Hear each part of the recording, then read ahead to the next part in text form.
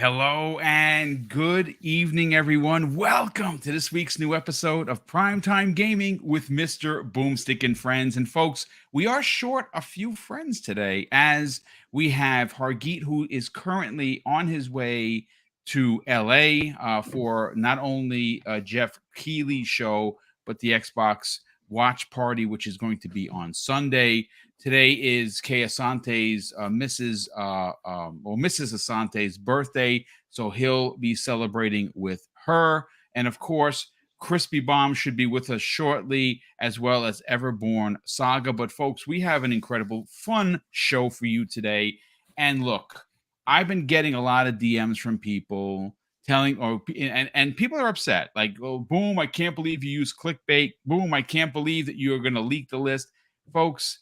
I didn't leak anything. The list comes the way of someone that I trust in Idle Sloth. He put it out there yesterday. Everyone went crazy for this list. And folks, listen, is the list fake? Probably. It's unlikely that the list is going to be real. But even if we get just some pieces of this list, it is a year. It would be considered the Xbox's year of whatever you want to call it. You know, of course, PlayStation had their year of dreams in 2016. This list is so good. This list is packed with so many heavy hitters that it might go down as the year, the decade of dreams. And we're going to go over it. We're going to have some fun with it. We are going to open up the show with some really interesting things happening with the CMA and, of course, the FTC.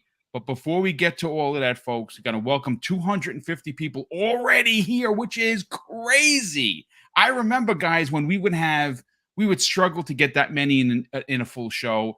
I honestly cannot thank you enough for the incredible support we have seen in the last few weeks. Incredible record growth. And I can't get here, and Mrs. Boomstick and I, we can't get to these heights without your generosity, with, obviously with the super chats, with the channel memberships, but of course, first and foremost, the fact that you sub the channel. So I want to say a big thank you for that. Let's welcome in a very special guest. Now, he's not here very often. He was a part of Breakfast with Boom for many years and had to leave because, obviously the world got back to normal. Welcome back, John Wolf. How the heck are you, man? Boom, how you doing? It's nice to be back on Primetime Gaming, where I made my debut, and you gave me the opportunity to come on and just talk about games and stuff. And ever since, like, I've come on the show regularly here and there. Yeah, man, let's talk about that list. That's a good one. If half of that or a quarter of that stuff ends up being true, I'm gonna be doing cartwheels in my living room. So, ready to talk about it. Yeah, it's gonna listen, folks. I could tell you this. I'm not going to say that Microsoft because just has to show up, because that's what they said about Sony. As a matter of fact, and you know how I feel about Kind of Funny. I love Kind of Funny, big fan of the work. I remember they did a video the day before Sony's show. I don't know if they took it down or not, but it was titled "Sony Just Keeps Winning," because we all thought that Sony, after a 2-year or 600+ day hiatus, was going to show up and they were going to do what Sony does. And they didn't. And I don't think, Wandering Dutch, the path for Xbox to gain market share, to regain mind share, and really turn the people's opinions on Xbox better than they have an opportunity right now. Obviously, the showcase is Sunday. We know that Jeff has his show tomorrow. We don't know if anything is going to be there for Xbox. I think there is going to be something there. I just don't know what it is. How the heck are you? And by the way, great show today. I was with you for about 30-something minutes before I had to go and get Mrs. Boom. I opened up the show. You had a ton of guests. How you doing, brother? Welcome back. Yeah, it's showcase season, and as I've said to all my viewers and everyone on Twitter as well, the time for tempering expectations is gone. It's a case of Xbox need to deliver, and we should expect a great show. I'm not saying be over the top with your expectations and expect every game that they've ever announced to be announced. or shown. But what I am saying is Xbox have got a history of at least 10 to 15 first-party titles getting showcased at these Indeed. shows. The one great thing is we already know it's either all in-game or in-engine, so with no CGI trailers, which means whatever we do see out of those 10 to 15 titles is all going to be largely gameplay, which already is a great show. I'm confident on at least 5 or 6 of the titles being there, and saying that those 5 or 6 titles are huge. So it's going to be phenomenal. We had as you mentioned, we had our final prediction show before the weekend, and before the craziness begins over the weekend, with yourself, with Gaz from Game On Daily, with 3-Bit jumping in there for a bit. We had Web Dave. Yeah, we had Crispy Bomb as well, who jumped in for a bit, which was awesome. We had Crazy Louie as well jumping in, so it was an awesome panel. A lot of awesome things, but one thing I loved about it as well is I think most people's predictions are all very realistic possibilities. No one's going way crazy, and to be fair, considering Xbox have already announced the vast majority of their projects outside of In Exile and Compulsion and things like that, we already know what's there, so it's a case of which of these games do we think are going to be at that show. Exactly. So everything is a realistic possibility to a far point, but yeah, great show. Love the hype.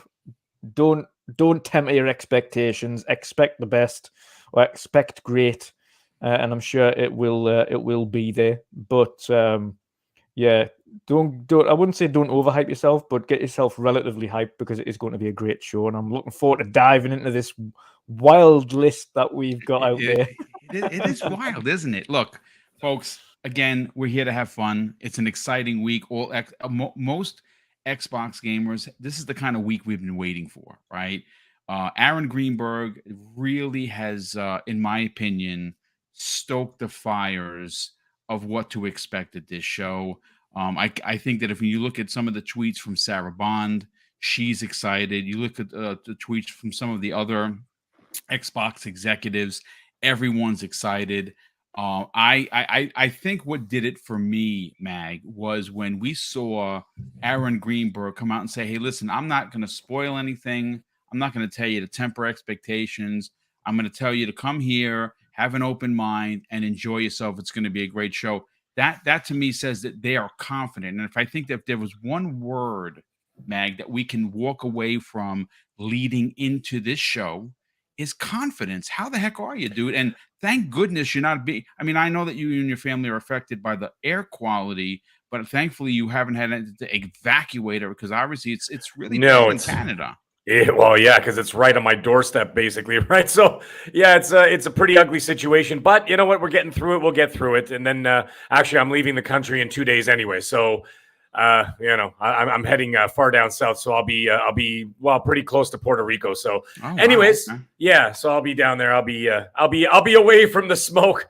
So, anyways, but yeah, listen, I'm excited to be here. We got a show. We got a hilarious list.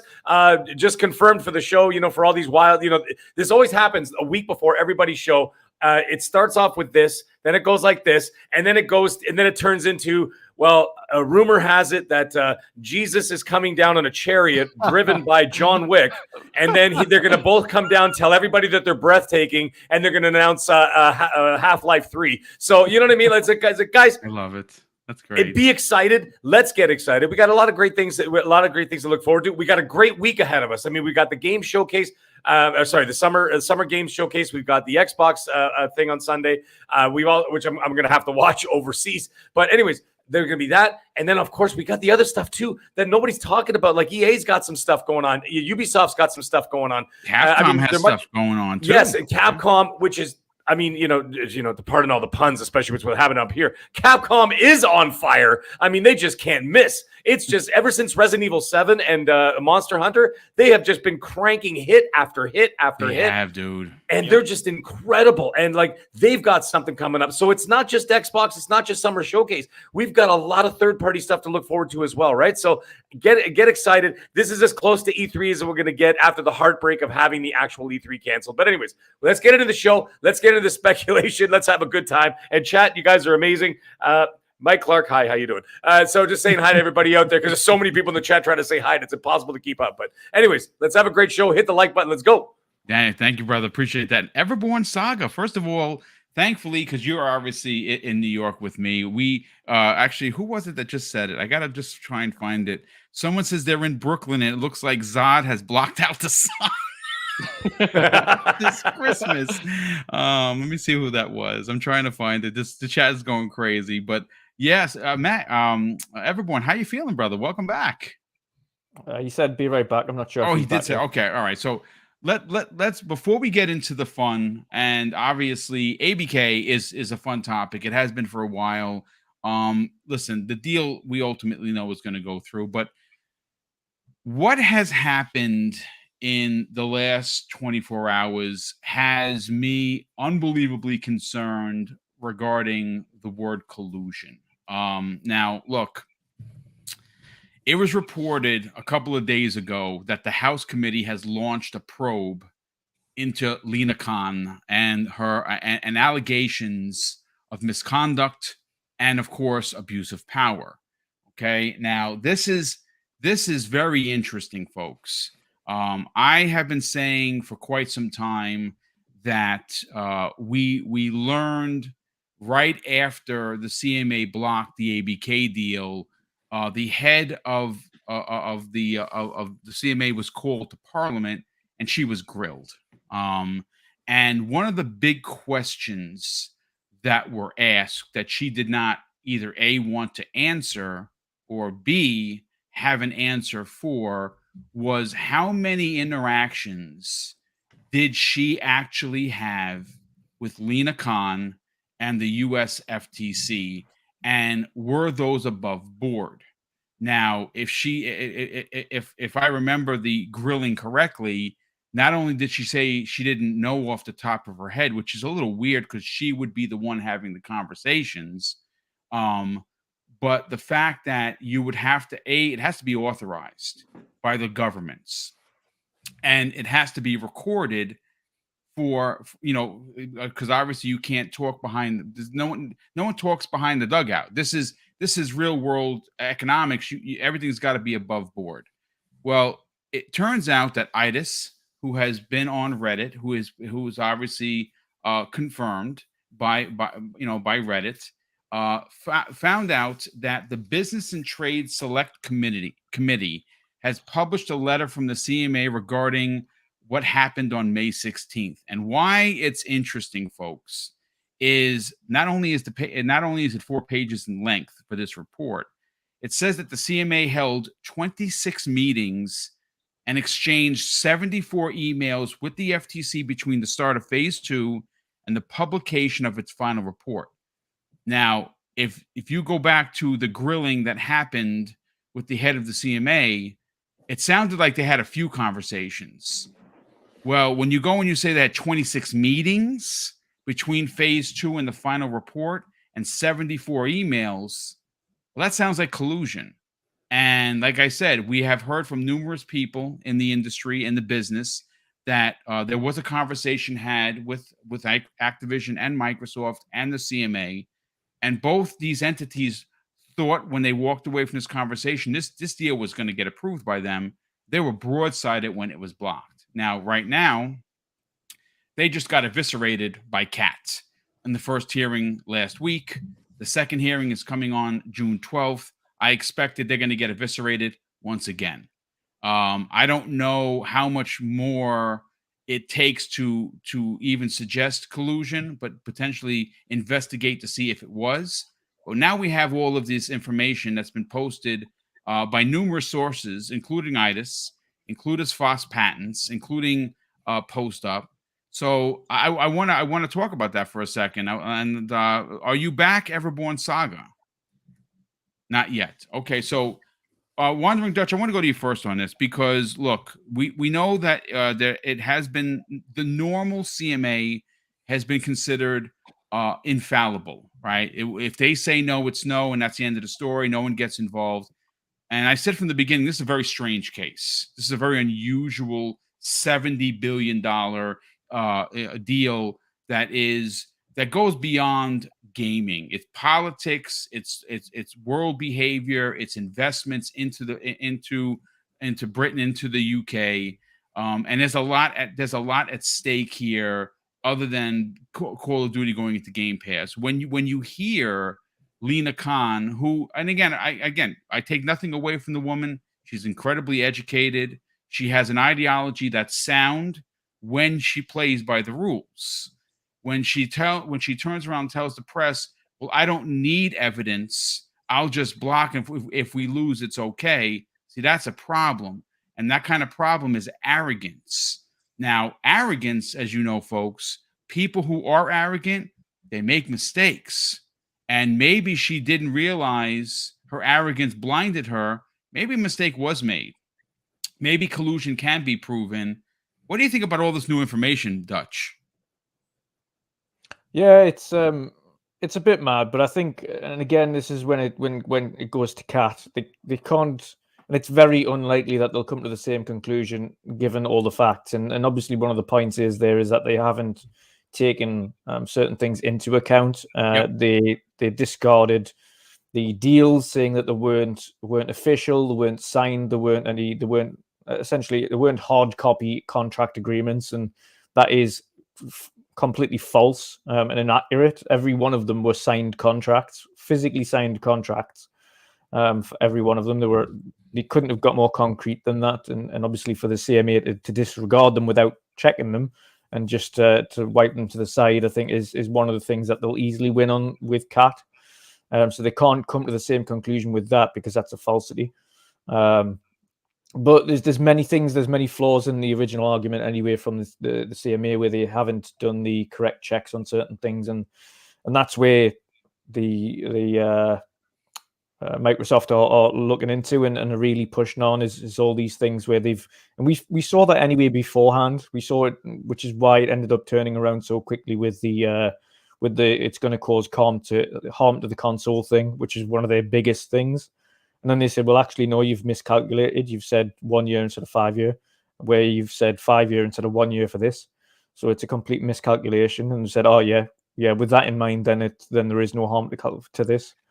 And then you've got industry experts saying the cloud segment is absolutely not segmented away from the rest of the gaming industry, whereas you said it is.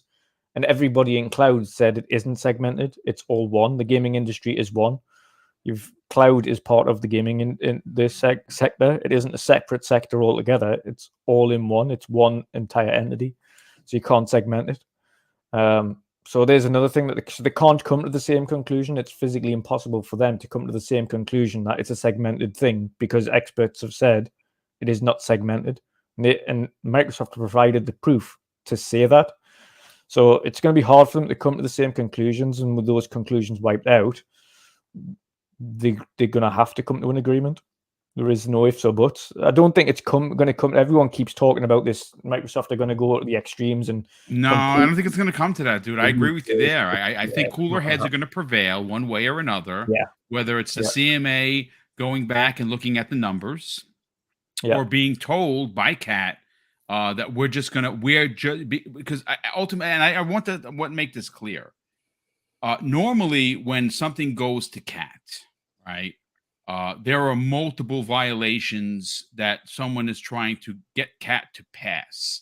Now, CAT might agree on one, but there are 4 other ones that they don't agree with that are still there. They send it back to the CMA, and the CMA would ultimately just reblock it again. See, where this is different is it's just one SLC, and it's cloud.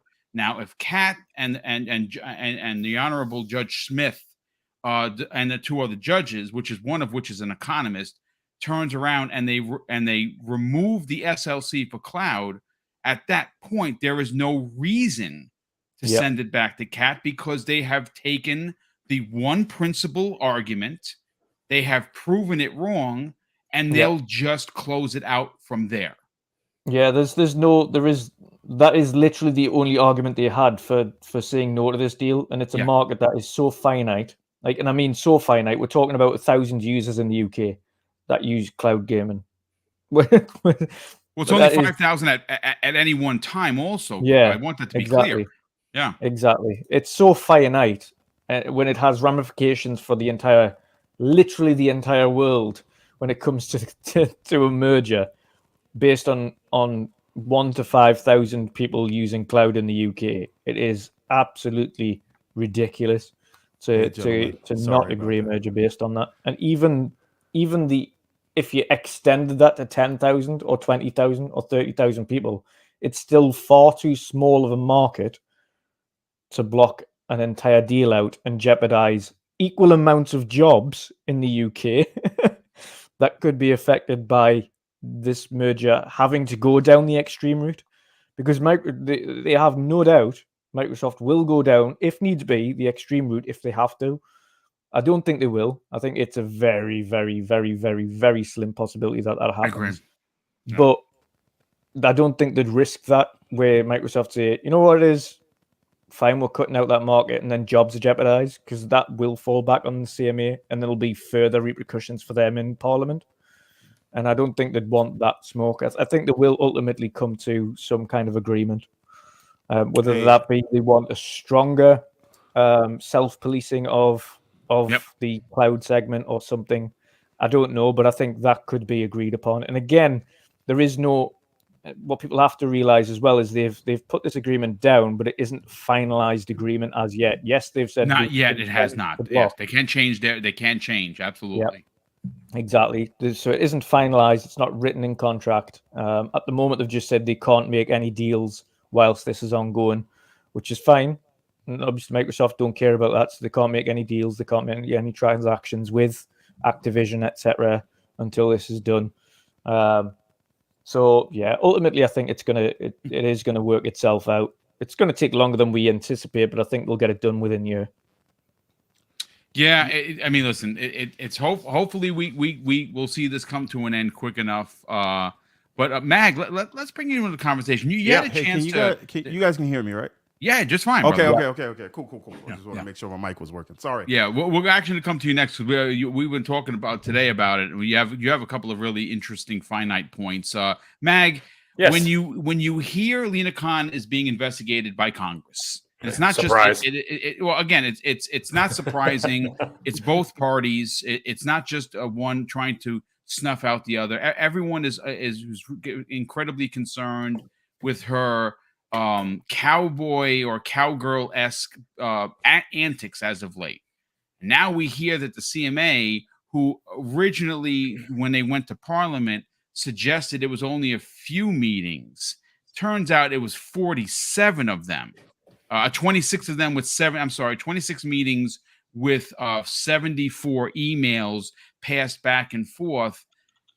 I don't know, man. It's getting sketchier by the day for both of these entities, and when you look at how it played out at CAT, where basically the Activision and Microsoft attorneys were literally smiling in the courtroom. Mm-hmm. Yep, pretty bad, pretty embarrassing for the CMA.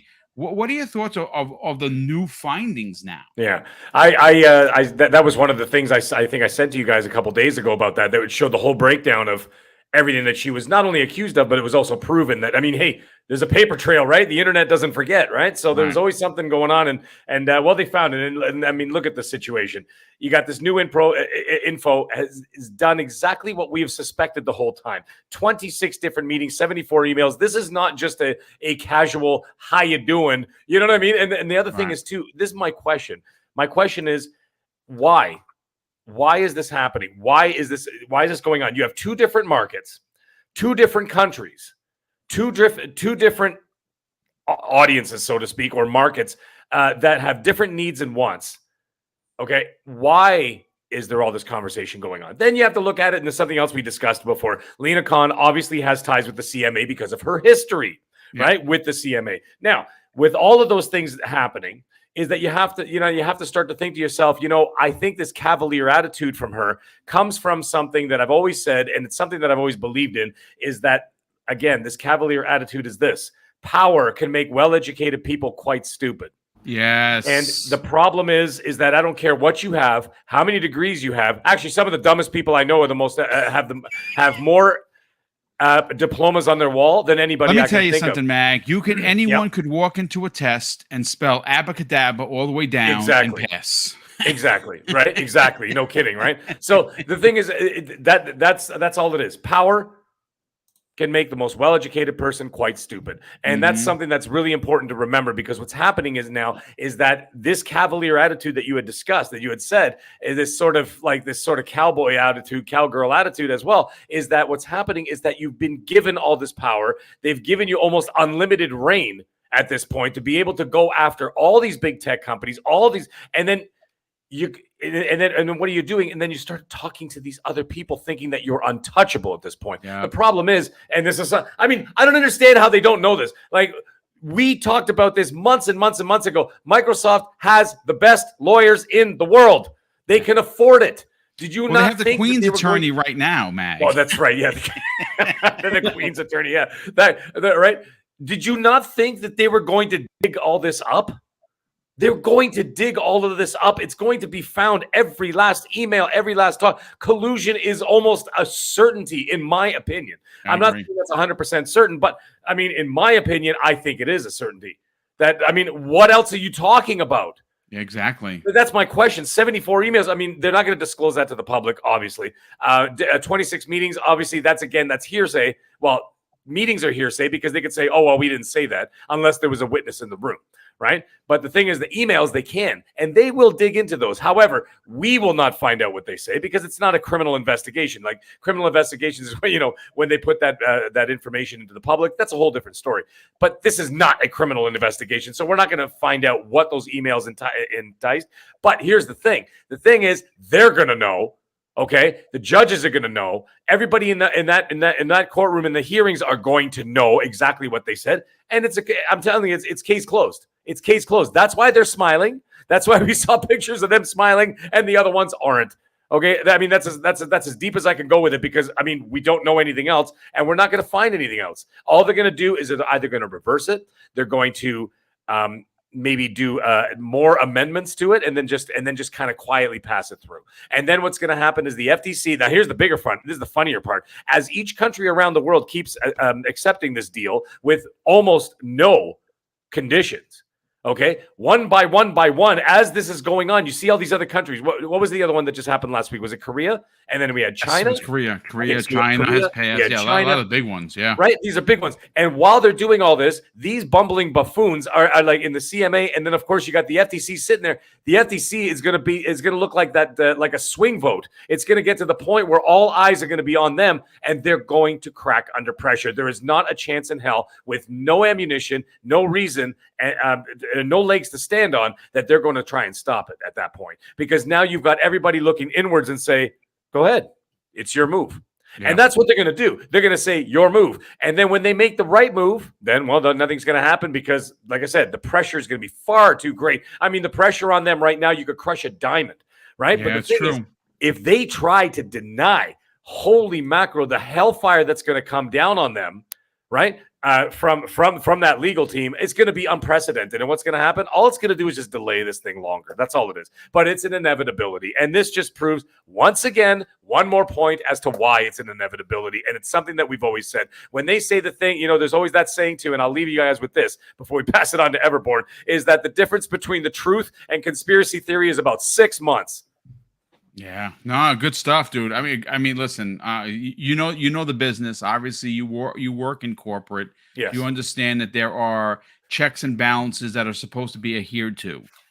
In the kind of government that we're discussing, the CMA and the FTC, they are supposed to be held to the highest standard possible. It appears that's not the case. Let's bring Everborn Saga in. Everborn, you and I have been talking about this with Keosante. Doesn't look really good right now for either of the two regulatory bodies, especially after the ass whooping that the CMA took at the hands of CAT, and now we're hearing the open investigation into Lina Khan's behavior is quite concerning. So there's several layers to this, and it seems like we've kind of been focusing on the outcome of the cat trial, but just to kind of level set where we are, if we are discussing the communications that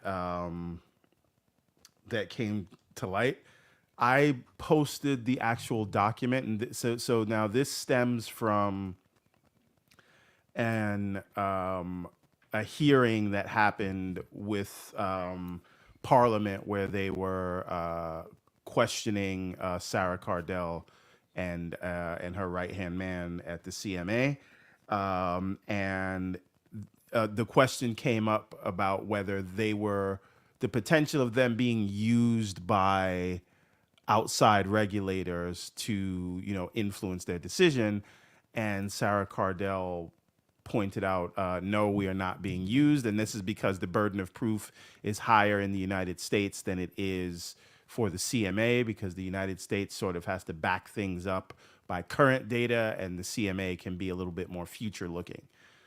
Basically, what that translates to is they can guess which way they think the market is going to go, and if they think the market is going to go one way, they can block it based on vibes and feelings. And what Sarah Cardell said was they were not in communication as much, or they're basically bound by waivers, and in the later stages, waiver was not in place, and so they were limited as to what they could talk about. So what is interesting, because the MP that was asking these questions said, can you give us when you stopped talking to them after this date? You had no communications. How many times have you spoken to them? And so this letter was provided as a result of that hearing. The interesting thing here is you have the number of communications, which are 74 emails and 26 meetings, but you don't have when they took place. And that was the specific ask.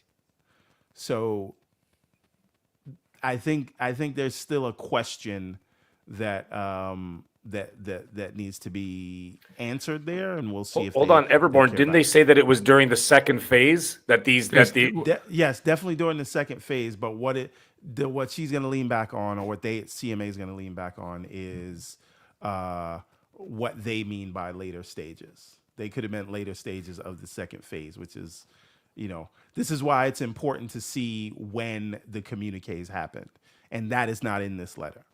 So we'll see what comes of that. Now there's the Lina Khan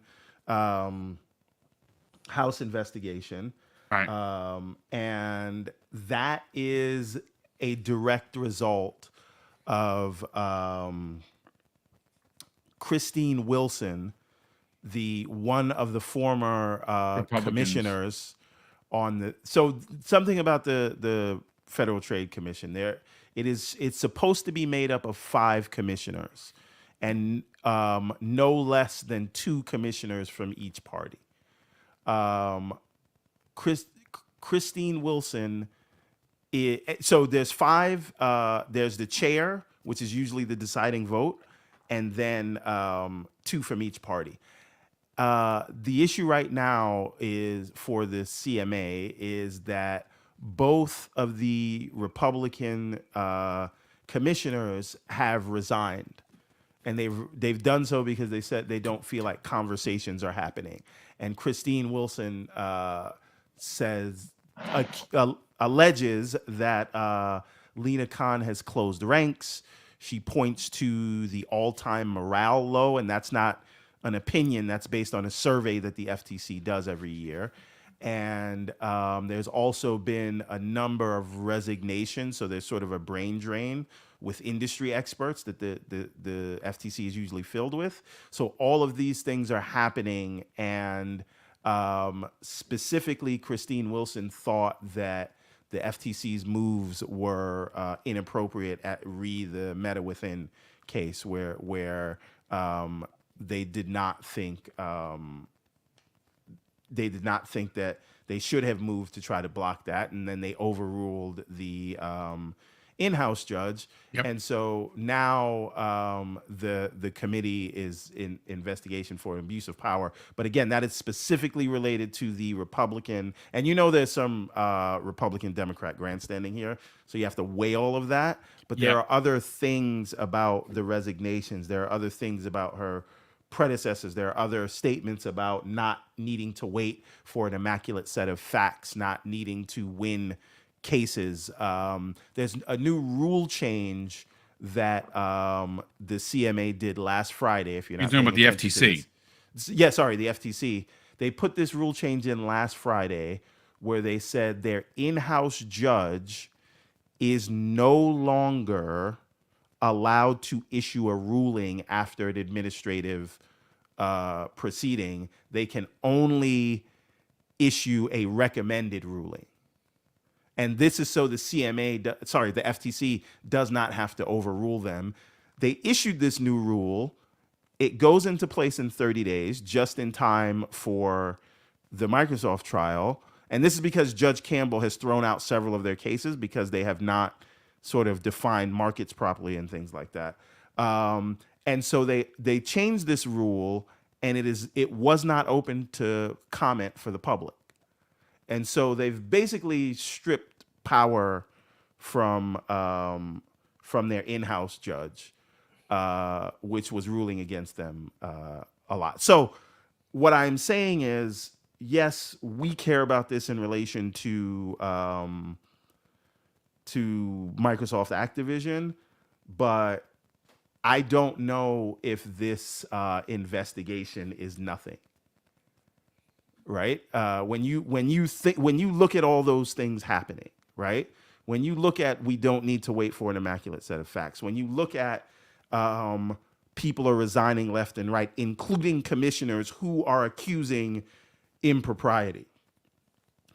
You have colleagues saying conversations are not happening. You are bringing cases that your predecessors do not think you should bring. Your cases are being thrown out by your in-house judges, and so your answer to that is to strip them of their power to issue initial rulings. Now they can only give you recommendations. You have literally been taken up to the Supreme Court to challenge the constitutionality of the entire administrative process. That's Axon versus FTC. This is why I think that is not nothing, and I think it may be more than grandstanding. So that's that. Now the cat try, and by the way, in terms of this collusion thing, I do not believe that whether they were on the same page or not, or they're giving each other backup or not, I do not believe any of them were stupid enough to get caught red-handed. Power corrupts. What were they and talking about? Arrogance Then? is blind, brother. I'm sorry. I'm curious to find out what they're talking about. Then I mean, it's not about what they were talking about. Listen, here's the thing about where we are right now in a deal this size at this stage, where we're in the political realm right now, and facts don't matter. Fair. What happened doesn't matter. What it is the perception, right? And facts take a back seat. I would say to take a back perception seat and what to you point, can yeah. prove, Yeah. right? So what they did and how they came to it, it could have been a wink and a nod, but that doesn't matter. What matters is the perception of impropriety, because if Microsoft does want to make a drastic move, and this is where I wanted to come in, Dutch, you were saying you don't think that it will come to that, and I think that's going to depend on how negotiations are going with Activision for whether they want to extend the merger agreement, right? We know they do. We know they do. So they've already said that they're happy to. And the other piece is, and again, it is not. that's not the clean route, and I'm not advocating for that. However, I don't know that it would, even if they made such a move, because I think they could, even if CAT decides to send the case back to the CMA, I think it's a very high possibility that a concession Microsoft can get from CAT is to at least not make the ban global, right? So you can limit the scope of this while CAT works it out, and then you can close over it. And I do also, and you are right, the decision is not final yet. In fact, they've requested comments on the deal, and interested parties have until June 19th to say whatever they want to say. And even in that request for comment, if you look, it's only 2 pages. It's on the CMA's website for the case. In the final paragraph, they say, as a result of the information we receive, we reserve the right to alter the order or outright get rid of it, right? They literally could change their minds on the whole thing. And it is not unheard of, right? When they got the console SLC wrong, they said, hey, we got the number wrong as a result of information we got from Microsoft, so we're changing our mind. And whether that in the background, it's about pressure, it's about thinking about the global stage and any of that, the public face may be something different, but we don't care as long as that deal gets done. And Dutch, you brought up the concurrent users, like 5,000, and how small this market is. And I think that's another issue they're going to see in CAT, because the laws that govern the CMA say that their solutions need to be proportional, right? Yep. So they've already acknowledged that in one market, this deal would actually be, it has RBCs, and it would actually bring more competition in the console space. These are their words. So how do they it doesn't make sense. They say there isn't anything that would be counterintuitive to the market in one sense, but then that same thing that they said wouldn't be counterintuitive would be counterintuitive to cloud. It doesn't make sense. Like, it's right, but you can't have one or the other. It's either but it isn't or it is as a whole. Right. And this is the thing. If we're talking about proportionality, the market where you say it would bring more competition is 50 times larger than the market you claim you're trying to protect. And I don't even know if we have to get that granular with Microsoft's defense, because at the top level, Justice Smith already is not convinced that cloud is its own market, right? Yep. So if we, let's say that they can convince Justice, by the way, the EU doesn't think it's a market either. Neither does China, neither does Brazil, neither does, 4 billion people, or right? So sure, let's say they can convince the already skeptical judge of that. It's not even just that. If CAT say, essentially, we disagree, cloud is not a separate market, reevaluate your decision based on that information, then there is no SLC. There is no, because they already got rid of the other ones. Yeah. Right. But then it's done. But so let's say the CMA can work some magic and figure this out. Now you have to say, okay, this is a market. Prove to me that this specific set of IPs are influential to this market. And how will they do that with no data? Because they are not in the cloud in the moment. And what they cannot do... What's even funnier, though, Everborn, is the fact that throughout none of this is a market that's much more lucrative that they haven't complained about, and that's Game Pass when it comes to PC, or games that are coming to PC, which is a far larger market than cloud will ever be. Right. And that, well, they've said that is an RBC, which is with a relevant consumer benefit. But check this out. So they have proven, right, that Call of Duty and World of Warcraft is important to the console and PC market, right? But they are swearing up and down that cloud is not the same market. So if you proving that it's important in one market holds no weight if we have to believe that cloud is a separate market. So where is your data to prove that Call of Duty and Activision titles are relevant in this market when they are not there? And even if you can now jump over those two hurdles because they're diametrically opposed to each other, you either have to say, yes, it's the same market and it's important, but it's over at that point because you already, if it's the same market, you prove that it can't be, Microsoft can't foreclose competitors in that market. So you said it was a separate market.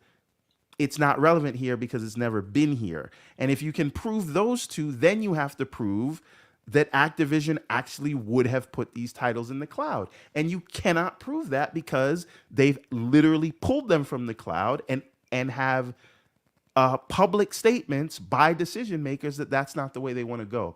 So, and then if you can get through all of those, then you have to prove that the EC remedies are not enough to allay your concerns.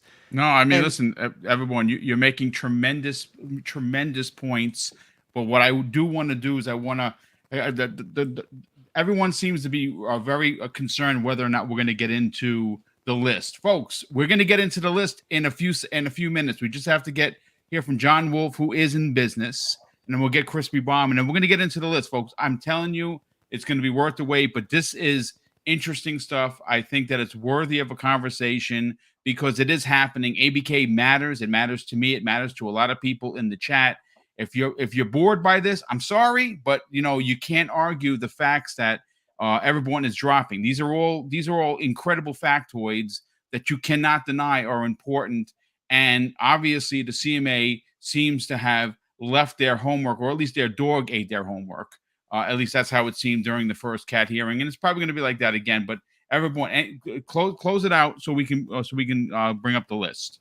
Yeah. So just on that point with the EU remedies, the entire basis of their listed concerns is that Microsoft will use Activision content to foreclose competitors. And that is entirely based around opportunity, which means owning the content, and then incentive, which is the profit of it, right? So for a market that is this small and the agreements you've entered into the EU, any benefit of breaking the global commitment you made to the EU would cost you billions in fines from the EU and hence erase any benefit you got. So there is no more incentive because the incentive is entirely around the financial gain you will get. And cloud is so small that any fines from the EU will erase any profits you get from it. So those are the 4 hurdles that the CMA will have to climb to get a positive decision from CAT. And I can't see it right now, but that's it. No, I mean, again, everyone, there's a lot of people that I appreciate the facts because a lot of stuff that you said, I didn't know until we talk on the phone. We talk every day. Folks, here's the thing. I just want to throw this out there. I keep seeing the words clickbait. I don't understand how the title is clickbait when it's asking a question with a question mark. Like, what is wrong with you folks? First of all, we don't know this list is real. It's probably fake, but we're going to have a conversation. No one's ruining the list. No one's going to ruin your We're going to have some fun, Boom, aren't we? Yeah, I thought we were supposed to have some fun. Now, again, you want to know where the list came from? I didn't get it from Microsoft. I didn't find it from Joey's Pizza Shop, and the delivery guy dropped it off with my pepperoni pizza. No, Idle Sloth put this list out yesterday. He got his hands on it. Everyone's got their hands on it. If you didn't see it, good on you. We're going to talk about it. If you want to leave, then break out. But it's probably 100% fact. Everything is happening. That's it. Everyone get hyped. There we go. So I'll put it to me. this way. This list is so freaking good. This list is Yeah. so out of control good, and we're going to get into it, that if it turns out to be real, it's not going to be the year of dreams. It's going to be the decade of dreams. And it's going to make Sony pack up take their bull and go home. Boom. Did you But read the one where Phil has Grand Theft Auto 6 tattooed on his right butt cheek? he's going to pull down his pants like this, and it's going to be right there. Yeah, And yeah. it's Your Elder ridiculous. Scrolls 6 on the other What's one as that, well. like don't the worry. like the 14th announcement on that list, I think. And then he has a tramp stamp of hold the line. So listen, real quick, John, Crispy, Yeah. let's get your hot take on what's going on with the CMA, and I'll then be we will. quick. Yeah. I'll be quick. All right. So I'm glad that Everborn went into great detail, as he's been, well versed in the ABK deal, man, and he always throws out some good knowledge bombs out there. I'm gonna make it messy and quick, okay? The fix is in. Lina Khan, Jim Ryan, the CMA have been in bed together since day one to block this deal. All right. No one's gonna tell me any different. I what I lack in knowledge, I make up in common sense. Okay. And it's written all over the wall. All right. So the fix is in. They got caught with their pants down. This is a complete joke. People that have no idea about acquisition and mergers are laughing at the fact that the CMA blocked this thing because it just makes sense. So it's a clown show. They're gonna get laughed out of court, and I think for one of the rare times, Michael Pachter is actually gonna end up being right here. Yeah, Okay, because I agree. I think that the pack attack was right on the money when he said that they're just gonna bend the knee eventually. You got Lina Khan, British descent. Jim Ryan, we know where he's from, and the CMA. I mean, come on, it's as clear as day. And the CMA are a bunch of cock blockers. That's all I got. Yeah, no, I mean, listen, I'm sorry to make it run so quickly, but I appreciate the messiness, and I mean, listen, at the end of the day, there is some shenanigans that's going on. It will ultimately come out. I heard Jim Ryan and Sarah Cardell were high school sweethearts. There you go. There you go. So now that fix is definitely in. But listen, at the end of the day, this goes beyond gaming. It's politics. The UK is trying to get people to invest in the region, and this is just a bad block. And it's a bad block because if you look at the investigation that went into it, and it was mentioned during the cat hearing, the cat hearing, that it took the CMA, I think it was 23 weeks to come up with. There was no console. Total investigation was 32 weeks. They spent 32 weeks. Okay, I had it backwards. 28 on console and 4 on cloud. And 4 on cloud. Which is the one that they used to block the deal. So the last thing I'll say, right? The last point that I'll make is that it's so obvious also because they're trying to use the same playbook as the FTC, where they're trying to extend things so that when that renegotiation comes in, it makes the mergers not happen. That's their playbook. That's the thing that they're trying to do here. They're trying for Microsoft and ABK to not work out things between themselves, which I think we all know they will at this point. But that's the playbook that they're trying to follow. And the CMA, instead of having their own way and coming up with their own strategies, they're trying to follow Lina Khan's playbook, and it's going to bite them in the ass. Yeah, I agree. Crispy, let's get your hot take on this. I'm going to come right back to you with this supposed list that is making the rounds. What are your initial takes on not only the Lina Khan's being investigated, but now we have learned that there was a significant amount of meetups and conversations being had between the CMA and the FTC when the way it was sold to us during the May 16th hearing at Parliament, that there weren't that many conversations. I beg to differ. Oh, well, we're talking about something that's going to come out as illegal. The microscope and all these things that are coming out, there's a reason for it. Unfortunately for Lina Khan, she got rid of all the Republicans on her on the actual chair seats for the FTC, but she didn't get rid of the Republicans when it comes to the House, who is the investigative part of our country. The onion will be peeled back at some point because people are starting to talk about it because it means something to the American people. And I'm going to leave the CMA out just for a second because in realism, I don't know the actual laws involved with what actually transpired. Was Sarah doing anything illegal in far as their eyes? I have no darn clue. I know that Lina has done illegal things, apparently. And that's American law. Colluding with another government to subsidize two American companies merging is illegal in America. If you didn't know, it actually can be considered treason at certain points.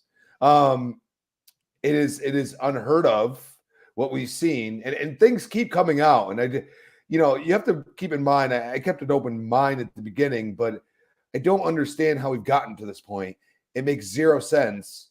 And also, I mean, what leg do they have to stand on when they are not included with the other party as far as their commission? It makes zero sense. If anything, the FTC should have laid down just on those merits alone, in my opinion. And I believe a lot of people feel that. I've always said I'm not Republican. I'm an independent. But when you see things play out in the politicalness, the grandstanding, as Everborn said, you see it tenfold, and they continue to do it. They could have just let it go now. I'm confused at this point because of the illegalness in the American government's eyes that Lina continues to fight this. You could have just walked away from it. And the one thing I'll say is I'll say to Boom that little settlement that we saw that everybody's up in arms over, $20 million for a $1 trillion company. Think about it.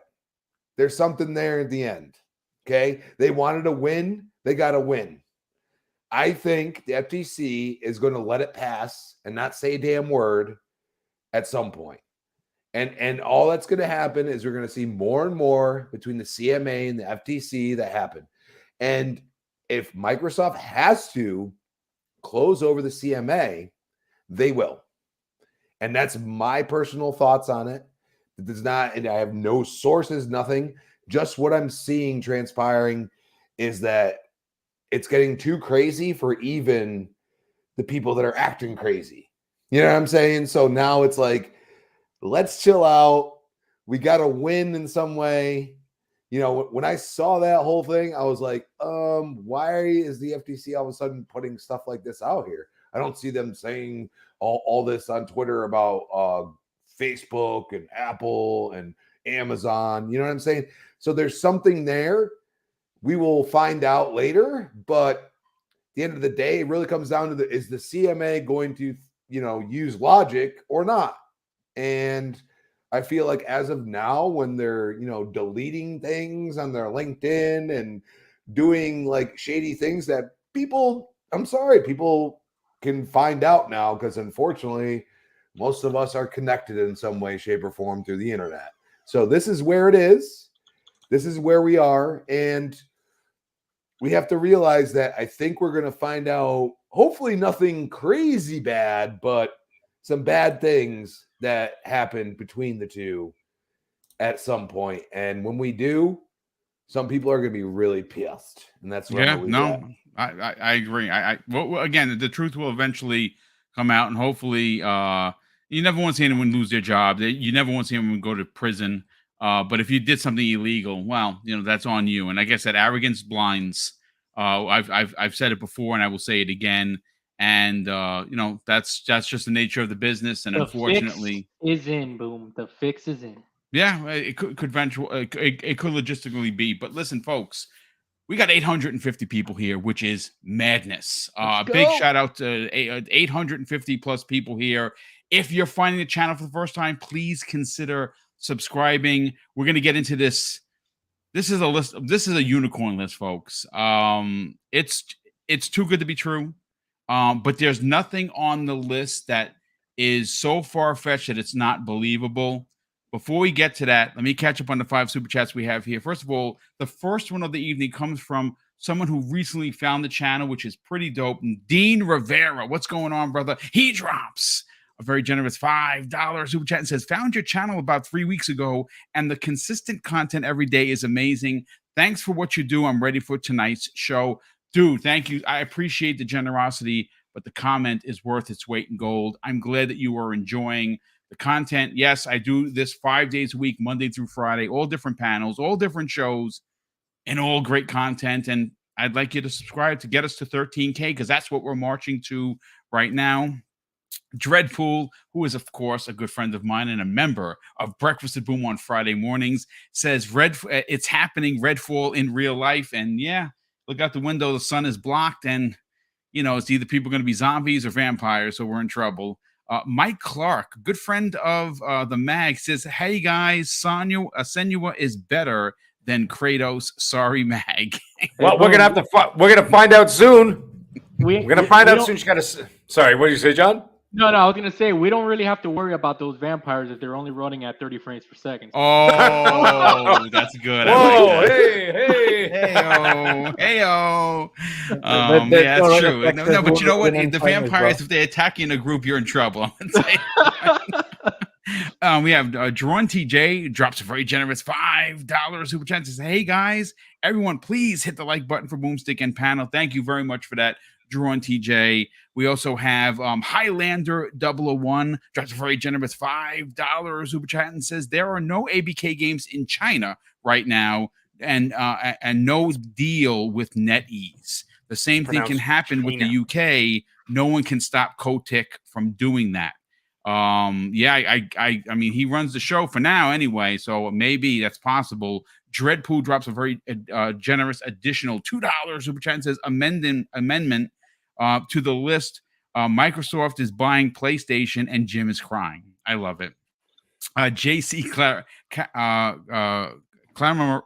Carla Moreau drops a very generous $2 super chat and says, "The wife said, tell Emerald amazing show." Do I sound like Emerald for real? Like, what? I wish I had his money. I tell you that right God. now. I can't unhear it now. I can't unhear it now. Oh my goodness. Thank you, JC. Definitely appreciate that. Tell your wife for the thank you for the compliment. That's very, very kind. I hate my own voice, so there is that. But folks, Boom, can I just say one thing, just super quick? Yeah. In terms of like the whole nuclear option or whatever, there's many ways that could play out, and it is not something that plays out overnight. And if something like that were to happen, there are many ways that could look, where Microsoft could close but not do any integration in the UK. In order for the UK to get a fine, Microsoft can appeal the fine. That can play out for several years. And in those several years, the UK and the US will literally be negotiating a trade agreement. And I'm very sure that the US Trade Committee is going to have that on the docket, because we saw them do it when they were negotiating a trade agreement with Japan, and how quick did that get fixed up. So there's a world where Microsoft closes, delays the effect until trade agreements talk, and then maybe they don't pay a fine, or maybe whatever integrations they can't do, they work something out by then. Again, I'm not saying that's the thing to do, but don't think if they do it, it means they got to pack up and leave tomorrow. It's a very complex process, and it does become geopolitical, and they will have some backup once trade negotiations resume. Just because, two American companies and the UK saying, no, you can't do business here, while they want a trade deal with the US. Anyway, that's it. Just food for thought. Yeah, no, good stuff. Listen, at the end of the day, it's going to be very interesting. And again, if Microsoft hits on this showcase, if they release the 3 AAA bombs we're expecting in Hellblade 2 this fall, which again, we don't know, it's just an assumption, Motorsport, and of course Starfield, it's going to be a banner year. But let's talk the list, folks. Now again, there's 850 plus people here. This is not an official list. I want that to be clear. It's clear as day in the title, because there is a question mark. I simply ask if the list is real. It's probably not real, but just for shits and giggles, folks, what if it was? And if it is, this is a decade of dreams, and this curb stomps anything Sony has done before it. And I'm just going to read the list down, and then we're going to get to the panel members, let them pick their top picks of it. Check this out, folks. Now, again, this was posted yesterday by Idle Sloth. He's an amazing community member, consistently puts out incredible articles and retweets, lots of information. Well, this is the list that he got his hands on. I don't know where he got it from. It's going around, and it's not one of the from the side angles with confidential. It's a straight up list. Now, is this made up? Probably. I don't know where he got it, but like I said, take everything with a grain of salt. Let's have some fun. Here is what is on the list, folks. Avowed, obviously, is going to be there. Forza Motorsport, no big surprise there. Age of Empires 4, not a surprise. Age of Mythology Retold, sure. This is where it gets spicy. According to this list, folks, Black Myth Wukong by Game Science is dropping into Game Pass day and date. Neon White, which I don't know what it is. It's by Angel Matrix, and Annapurna Interactive is also publishing. Game Pass day and date. A game called Cocoon is dropping into Game Pass day and date, and that's Annapurna again. Banishers, Ghost of New Eden is a game that's coming of the way of Geometric Interactive. Don't Nod and Focus Entertainment. This is if you're a fan of this on the Xbox 360, you should be excited. Apparently, 1 versus 100 is coming back. That is going to be announced at the showcase. Senua's Saga Hellblade 2, that is expected to be there. Not a big surprise. This is the next one is a big surprise, folks. Star Wars. Now, this is coming from ZeniMax Online Studios, Bethesda Softworks, and Disney. Star Wars Mandalorian Crusaders: The Lost Empire exclusive. This is a big one, folks. Now, is it true? I don't know. It gave me goosebumps, so I can't say for sure, but we'll know more on Sunday. As Dusk Falls Season 2. There's a game called Bloody Hell Hotel by Unfold Games. We have Yuden Chronicles 100 Heroes. That is by Rabbit and Bear Studios, and it's being published by 505 Games. Exo Mecha, finally, we're going to get an update on that. That is a console launch exclusive by Twisted Red. Flintlock, The Siege of Dawn, not a surprise there. Lies of P, not a surprise there either. We have Lakeburg Legacies. I don't know what that is. We have Wuthering Waves by Kuro Game. It's an announcement. There's going to be an update to Sea of Thieves called Tales of Monkey Island. And I don't know if that is in, the Monkey Island, the actual game. Maybe it is. If it's going to be like the Jack Sparrow DLC, that is pretty cool. My brother is a huge fan of Monkey Island, so he's really going to dig that. This is where it gets fun, folks. According to this list, the Gears of War, the Ultimate Collection by the Coalition and Xbox Game Studios, followed by an announcement trailer for Gears 6. That should get Crispy very excited. Oh, very good. Stalker 2, not a surprise, right? Like that should be there. Parallax, the Temporal Time Paradox. I'll try saying that twice fast. That is apparently being made by Xbox Game Studios. It is an exclusive. Aria History Untold, again, not a big surprise. Crash Team Rumble by Toys for Bob. Hollow Knight Silk Song by Team Cherry. Two Falls, which is Unreliable Narrators. It's coming into Game Pass day and date. We also have Project Awakening by Psy Games. That's going to be an announcement trailer. Shadowverse, CCG for Xbox. That's also by Psy Games. Here's one of a couple of big ones. Jet Set Radio Remake by Sega. That is Game Pass day and date. Persona 3. Yeah, Persona 3 Remake. Game Pass that day one's and gonna date. make him cry. That'll make him cry. The Wandering Tower by Stoic Studio and Xbox Game Studios. That is an exclusive. You're going to get a chance to see what Contraband looks like. Hold on a sec. Where's that list? Let me pull it up again. So we also have something called Twilight's Edge Wings of Despair by Compulsion Games. That is the name of their title. A couple of ones on here that are pretty interesting. They are there's going to be a Crimson Skies remake that is coming the way of Asobo Studios. You have Fable by Playground Games. Obviously, that was teased. And this one is the one that I get excited about the most. This is crazy, folks. And again, take it with a grain of salt. Killer Instinct 2 by Bandai Namco and Xbox Game Studios. That is the entire list. And I can tell you this right now, folks. If half of this list comes to fruition, it is going to really change many of the minds for me. And I'm talking about third party. The one that jumps off the page immediately is Black Myth Wukong. I literally, the minute I saw that game, I said Microsoft has to get their hands on that game into Xbox Game Pass. And apparently it's launching into Xbox Game Pass day and date. So that is the list. I want to go first to Crispy Bomb on here. I know which two you're going to go to for sure. And finally, we're going to get to see what Gear 6 looks like. If there's going to be some sort of a trailer, an in-engine trailer, I would imagine.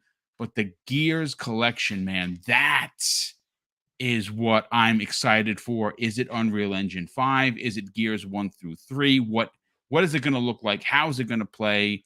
Let's talk about it. What else on this list jumps off the page for you? Well, first off, I just want to say when I saw this, and this is why I sent it to you, Boom. I don't know if I was the first one that sent it to you, but I was like, this is way too specific. It really, like, it was so specific. I was like, oh man, I haven't, like, you see lists and it's like me. No, it's like every dev, everything. Games that you've never heard of, like the Mandalorian game. I was like, whoa, like we've been talking about this. Let's go. Yeah, dude. You know what I'm saying? Like Yes. we were like, so that, like, when I saw that, I was like, yo, this is the way. Like, you know what I mean? Like, And come the on. title, Like, and the title, Crispy, like it's a it's believable too title. specific. Absolutely is a believable title. Yeah. You know what I mean? So I'm like, I don't know where, because look, I was looking for where Sloth got it, and I think this is his list. To be honest with you, he's just not putting it out as his list. I really like, because I haven't found where he got it from, and it's just like, okay, so you're being super specific. You put Gears in there. I mean, I'm hoping for it. I mean, come on, like the Ultimate Collection needs to happen. What better way? And I just said this earlier on midweek mix up with Dutch, that what better way to showcase UE5 than even a small, like, quick, like 2-minute, like, comparison side by side. Like, we're good with that. We like that. But like, even just go through, like, like I said it, and I said it on Twitter, and maybe you guys didn't see it, do the cinematic with Prescott's speech for Gears 2 and then go straight into gameplay for like 5 minutes. Like a 10-minute thing, and then Gears 6 gets announced after, and it's Gears 6. Like, it's kind of like what they did with Gears. They had Gears Pop, Gears Tactics, and then they showed Gears 5 at the end. You know what I'm saying? So leave the Gears Pop out of there because that was a fail, even though a lot of people enjoyed it. I don't know. It is what it is. But you had all three. Like, nobody else has really just been like game, much often at all. You know what I mean? So you look at that.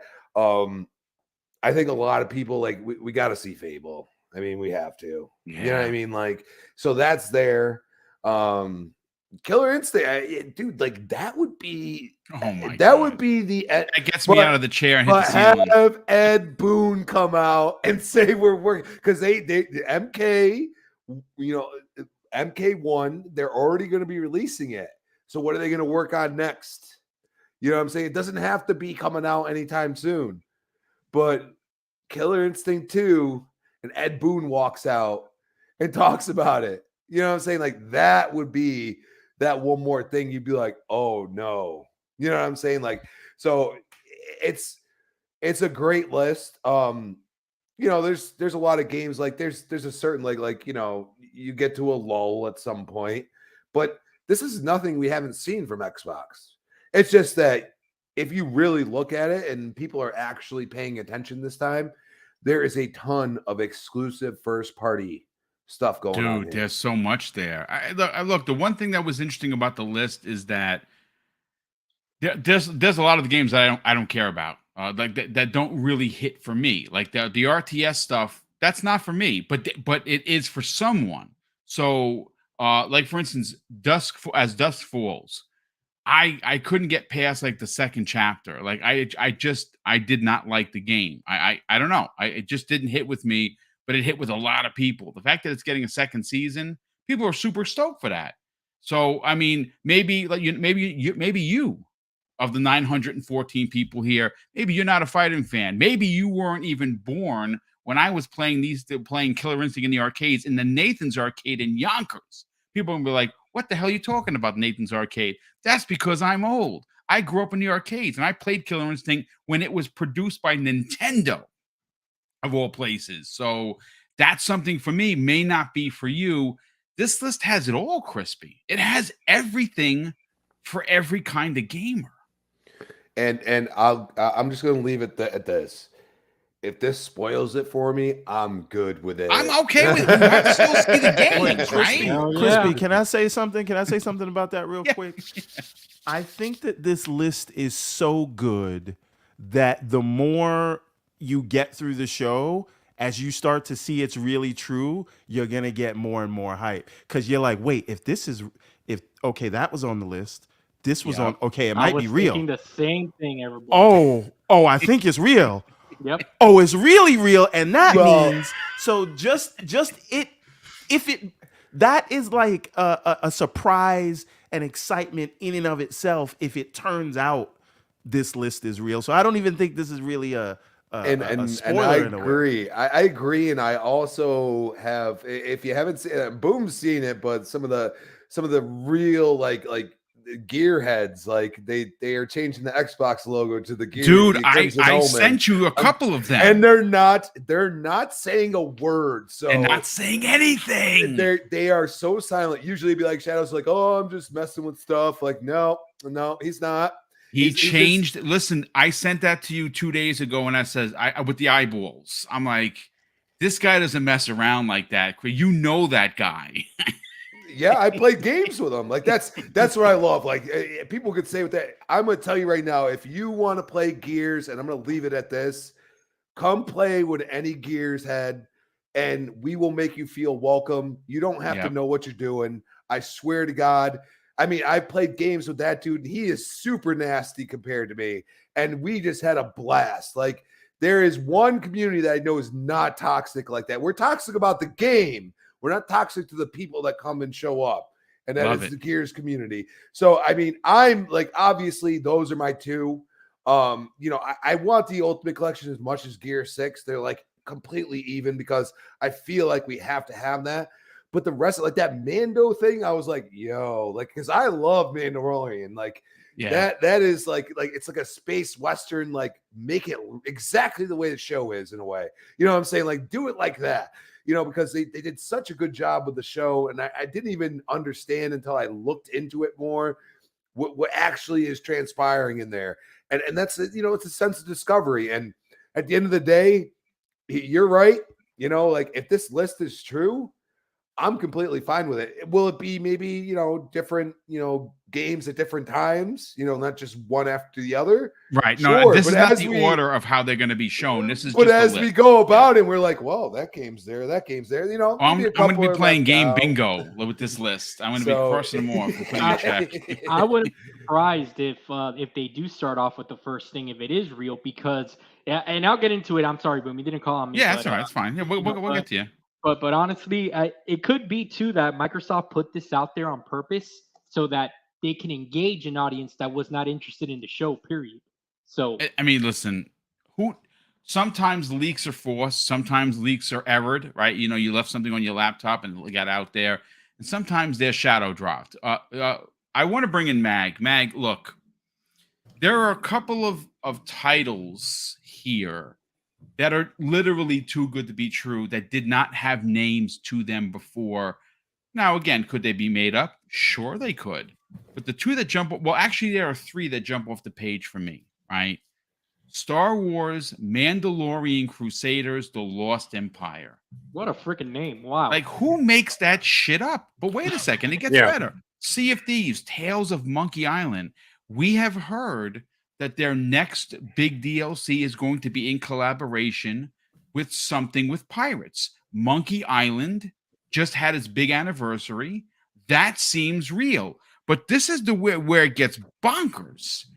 How many times have we heard, Mag, the title of Compulsion's games? The answer is freaking zero. We haven't heard shit. So here we go. Twilight's Edge, Wings of Despair.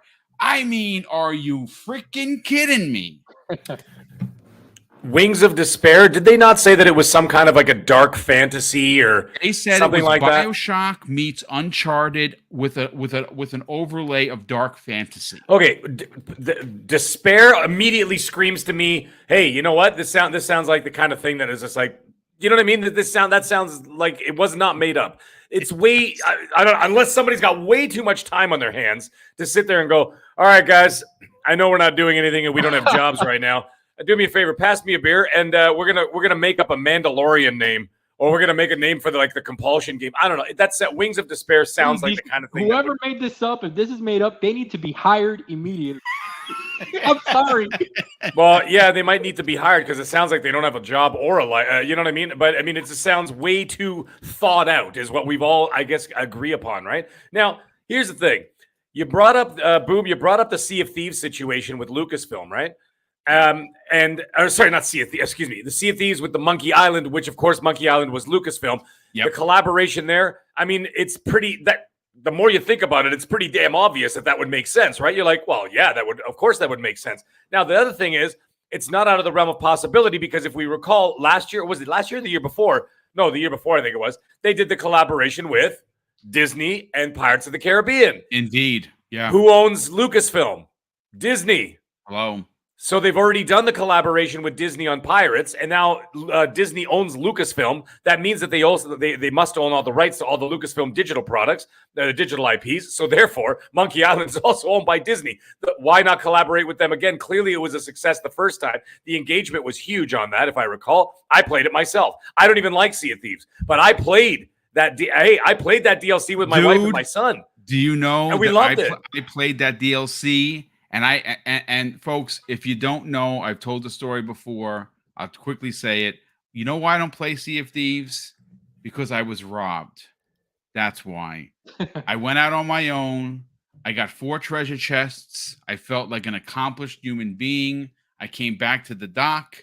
I started to unload my shit, and 4 dudes jumped me, beat me down, and took my 4 treasure chests. And I said, that is freaking it. I'm never playing this game again. I played that DLC because I was single player and I enjoyed it. Well, you know what, Boom? I mean, everything you just said there, I mean, you live in New York. I mean, that just sounds like a Tuesday. But anyways, I don't know.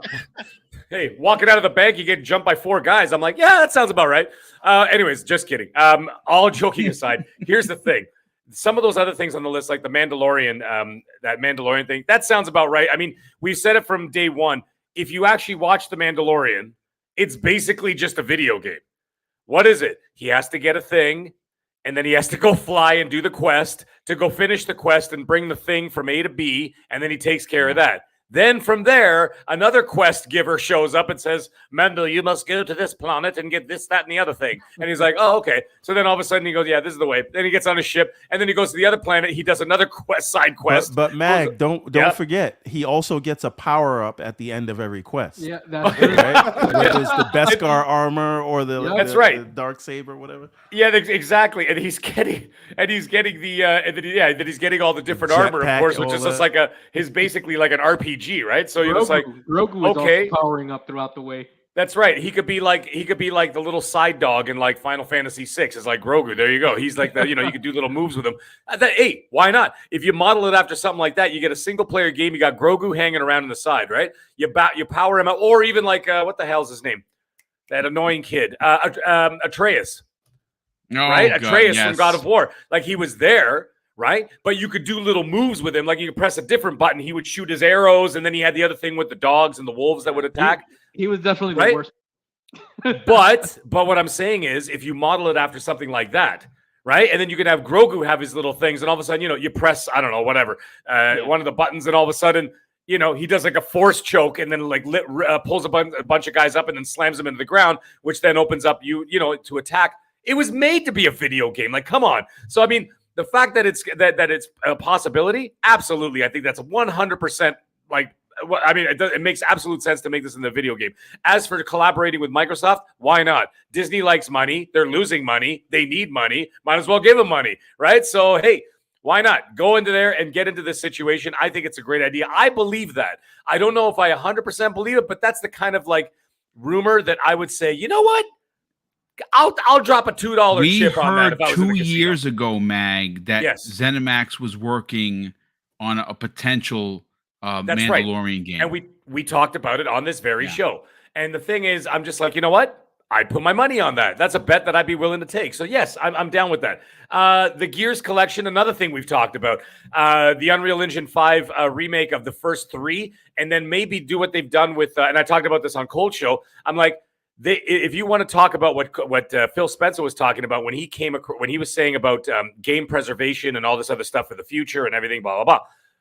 What better way to do that is to start taking like your saga IPs, like your IPs, like your big continuation games that have like a whole bunch of the series, whatever. You got all those games, put them into a collection. Have a Forza Motorsport collection eventually. Have a Forza Horizon collection eventually. You've already got the Master Chief collection. Why not have the Gears of War collection? Then you're going to have the Fable collection. Then you put them all in there, and then they'd be in Game Pass, and you can have all these legacy sagas all ready to go, all revamped, all redone in Unreal Engine 5, all repainted and everything for a whole new generation of people. So that by doing that, what you're doing is you're opening the door for that. When you release the new IP, you've attracted a whole new generation of people that have never played the games before. So that's how you get the Fable people to play the new Fable. That's how you get my son, who's never played Gears of War because he was too young, right? How do you get him now? By the time Gears 6 is coming out, he'll be good to go. And then he'll see that and go, whoa, Dad, we got to play this. And then he'll get into Gears 6. You've attracted a whole new generation. I told you before, we're no longer the target. Okay, we're no longer the target market. My kids, your nephews, everybody else, they're the target now. Right? And so the best way to do that is to take those legacy IPs, remake them, make them beautiful, get people interested, play them so that when the new one drops, bang, you've got a whole new gen there. So I could see that. Killer Instinct 2, there's another one I was going to talk about quick. I don't 100% believe it, but I will not shut the door on it. Okay? I will not shut the door on it. But you know what would be fun? Let's just do some speculation here. All right? What would be fun? You drop the title screen. Okay, no cinematics, no nothing. You kind of do how they did it a couple of years ago, well, more than a couple of years ago, when Nintendo dropped the Metroid Prime 4 and it said in development, right? Yeah. It set the internet on fire. They also did the same thing with Zelda Breath of the Wild. Remember when all those idiots from IGN were like going in the bar, and then they showed the sequel to it said sequel to Breath of the Wild in development now, and and all those guys were jumping around like whatever. Anyways, they were doing that. And I'm like, why don't you just do the same thing in development or whatever else? And maybe just like Everborn said, or was it Everborn? And like you get Ed Boon come out, okay, and then just come out and do his thing. And all of a sudden he's just like, coming, whatever, in development right now, whatever, blah, blah, blah. Or in the future, can't wait to get our hands on this. Can't wait to get our hands bloody or something, whatever. Some kind of tagline, and you leave it alone. That would break the internet right then and there. Especially the fact that, Ed Boon's got Mortal Kombat 1 coming out in September. He's riding high right now anyway. Black Myth Wukong. That sounds about right to me. That sounds to me like a Wolong, maybe a little bit better, but I'm just saying like in terms of like that, you know what I mean? Like those kind of deals. Wolong, what was the other one? Atomic Heart, Stalker 2. Why not Black Myth? That sounds like it's right up the same alley, right? And then of course you got Liza P as well. That makes sense. That's a good fit for Game Pass. I think that's a good idea. And I think that's it. I mean, of all the ones, I mean, I jotted down as many as I could as you were going through. Everything else sounds about right. there was nothing too outlandish there. Nothing Like too it wasn't like far-fetched in that list. I was like, oh, it's fake because of this. no. That's So- what I'm saying, Boom. It actually seems like if I were sitting back and I'd be like, you know what? That's not a bad bet. That's a pretty damn good bet. Like I agree with that list. I think it's pretty good. Like it's not like they said there was Rise 2 coming or something. Yes. Mag, you know what the problem is? If you take any individual item on this list, Right. it's very plausible, and you say That's I what can I'm see it. saying. But the problem is when you put all of those plausible things together, Yeah. Okay. I that get is you. when it becomes I mean, it's implausible. Like too much. It's an Yeah, Xbox it's like, fanboy's wet this dream. is too logical. Right. We've been Okay, you talking know what? about these things for 3 years. Every rumor, every wish list we've had for the last 3 years is Fair enough. right here on that list. Okay. And that makes me think it is just too plausible to Yeah. be true. Like throw a little caution to the wind. Okay, like let's say you and I. Okay, let's say Everborn and I are sitting at a table at the casino.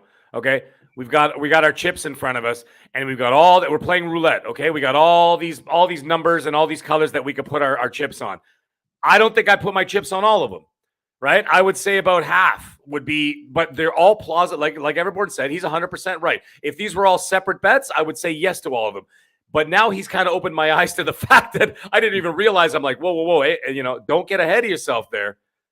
He's probably right that I don't think there's a possibility that we see all of them there. It sounds like a compilation. So You yeah, got to remember, though, Mag, I'm going to bring you back to my side. Remember, Okay. there's 90 minutes of games. what is it up to 2 hours, or did I mishear that? It's 2 hours in total. 30 minutes is going to be dedicated to Starfield. Oh, right, the Starfield. Yeah, sorry, I forgot about that. Okay, so 90 minutes there's is on its 91 or 92 minutes of Dude, that's a long games. time. That's a long. I mean, even That's if a think about long that for show. That's a second, movie. It is a movie. That's Yeah. a movie. That's a movie. That's like going to the theater and sitting down and watching a 90-minute movie. That's you know what?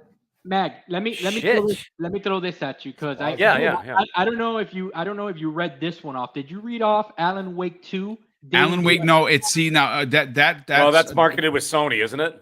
Well, we don't know that. See, everyone keeps saying that because it was I don't know, at their 'cause it showed up at the show. Sony. Yeah, no, it's Well, not so we don't- confirmed okay. marketing from Here's the thing. them. All right, I'm just asking. Yeah, I wasn't Yeah, sure. no, So- it has not been confirmed that they have the Well, marketing rights for it. We don't. yeah, and the reason that I bring it up is because that's the only thing on the list that was a huge red flag to me that said, wait a minute, hold on. From what we know historically, whenever Sony backs something, they make them sign that a-hole contract saying that they can't touch Game Pass with a 10-foot pole, right? But then again, me and Boom were talking in a green room, and we've seen where Xbox has done what's considered petty things, but they're business things, and that's MLB The Show showing up on Game Pass. Okay, that's also man, I'm blanking out on the Kojima game that came out on Game Pass PC. Overdose. Death Stranding. No. Oh, Death Stranding. Yeah. Well, supposedly this again. This is the list that I have. There is another one going around where Alan Wake 2 and Game Pass day and date is there. They also have, that would be something. Now that's one of the big bombs, right? Can you Another imagine one stealing the is, thunder? Sorry, go ahead. Yep. No, another one is that we're gonna get some sort of a in-game engine trailer from Kojima, who's gonna present Overdose. So take it with a grain of salt, folk. I don't know what to tell you, but I'm excited nonetheless.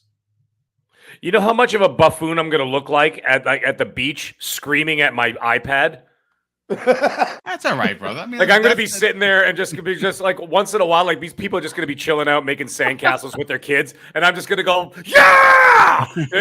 That just scare the crap out of everybody. Mag, that's what I'm saying. The list is so good that eureka moment when you kind of realize if it's real or not, you're gonna jump up and you're just gonna say, "It was true. It was all true." Yeah, grown men cry. Yeah, people crying, and no doubt about that. Hey, you know what? Listen, It'd be fun, but it's fun to speculate. But let's, I mean, we're only 4 days, 5 days, we're 5 4 or days? 5 days away. Yeah, We'll find out. Close. We'll find out soon enough. But it's fun to just like, you know what though? We got to get ready to clip all of this show here, okay? Because after the show, listen, Idle Sloth, if you're listening, because remember, we used your list. I give you permission to sloth me, and I mean that in the best way possible.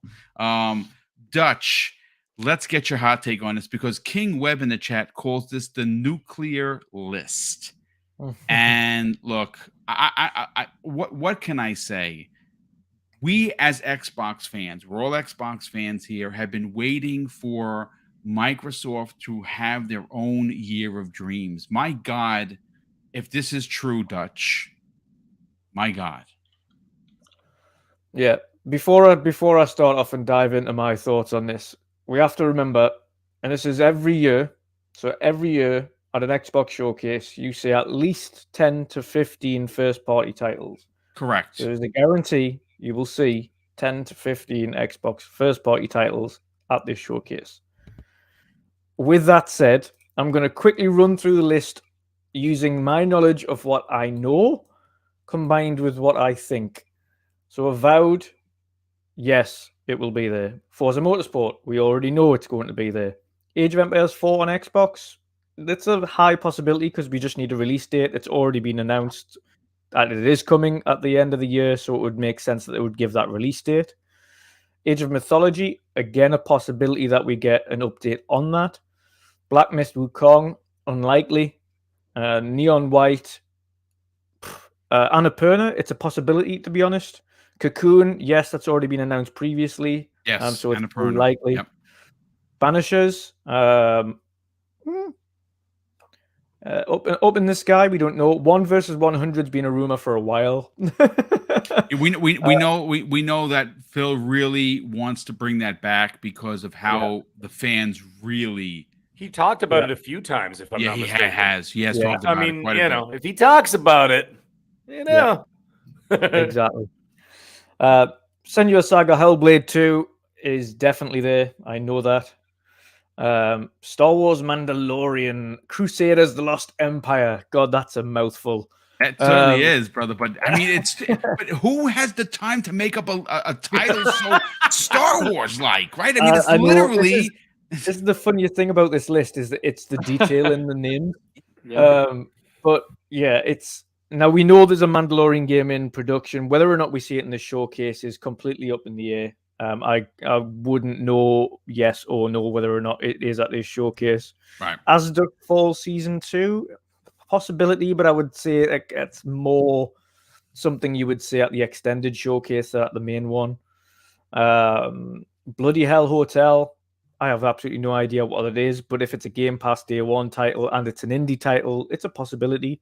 Eden Chronicles, absolutely. Yeah, we're just waiting for the release date, so it's a high possibility that'll be on there now.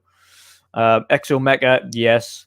Likely to get that release date at this showcase. If not, then it'll be at the extended showcase. Flintlock, again, same.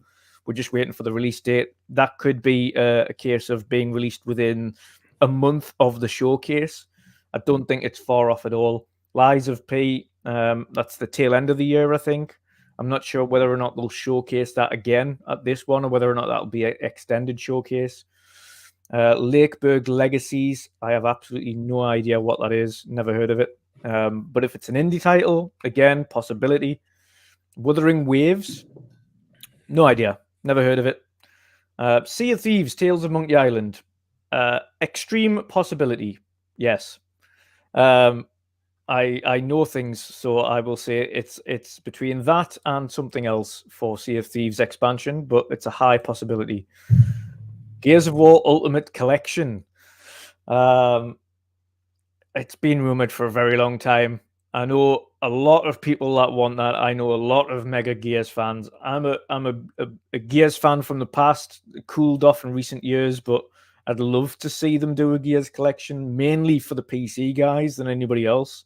We can play Gears of War as whatever time we like on the Xbox. That makes no difference. But for the PC guys to get that in its ultimate form, as well as Xbox guys, that'd be phenomenal. Gears 6, I'd love to see it, but I haven't heard anything as yet. However, there's always a possibility we get some in-engine trailer. I don't think we'll see a gameplay trailer. I was speaking to Crispy about this. I think the possibility is they could go down the route of what they originally did for the Gears 1 reveal, where they had some kind of in-engine music video kind of thing announcing the game. Everybody remembers the Mad World trailer from Gears 1. That was an in-engine trailer. That wasn't gameplay, but it showed you what the game would look like in-engine. Hey Dutch, yeah. To your point, do you remember when they did those character models showing off what they could do in Unreal Engine 5? And it was like Gears, the guy with the beard. Yes. You remember that? Yeah. So I think they could do something like that with the character models. Yeah. That would just show you something like this is going to be the visual fidelity of the game. And I don't think that is too much to expect from that right now. So I think it's plausible you could see something in engine. So. Exactly. So for those who don't know what in-engine means, is essentially it's using, instead of using what CGI trailer essentially isn't using any engine assets. This is a completely fictional, made-up trailer that essentially you would use for promotional purposes. What in-engine is using all essentially actual in-engine assets of the game that you were going to use to create the game. Now, this is usually on the highest spec possible that they've got. So essentially showcases what the game will essentially look like. However, probably to its highest degree or highest quality, but not necessarily what its final version will represent when it comes out in terms of visual differences. Stalker 2, yes, I absolutely think we'll get an update on that and potentially a release date. But again, I think everybody's took a rightful step back and just said when they're ready, they're ready. When they're ready, absolutely. Yeah, that poor team has gone through it, man. It's one of the only teams that you can say that. I think COVID at this point is just do not mention that word. I think it's an excuse now. As to that, everyone should be on top of their graft on that. When you're in an actual war zone creating a game, that's a little bit different. I think them guys need all the time that they need to create that game, and they'll rightfully get it from anybody. Parallax temporal time power. Jesus Christ, that's a mouthful. It's the names, dude. Like it's so freaky. It's so far fetched, isn't it? That it could be real, but that's Xbox Game Studios. Not you. Wow. Yeah. Yeah.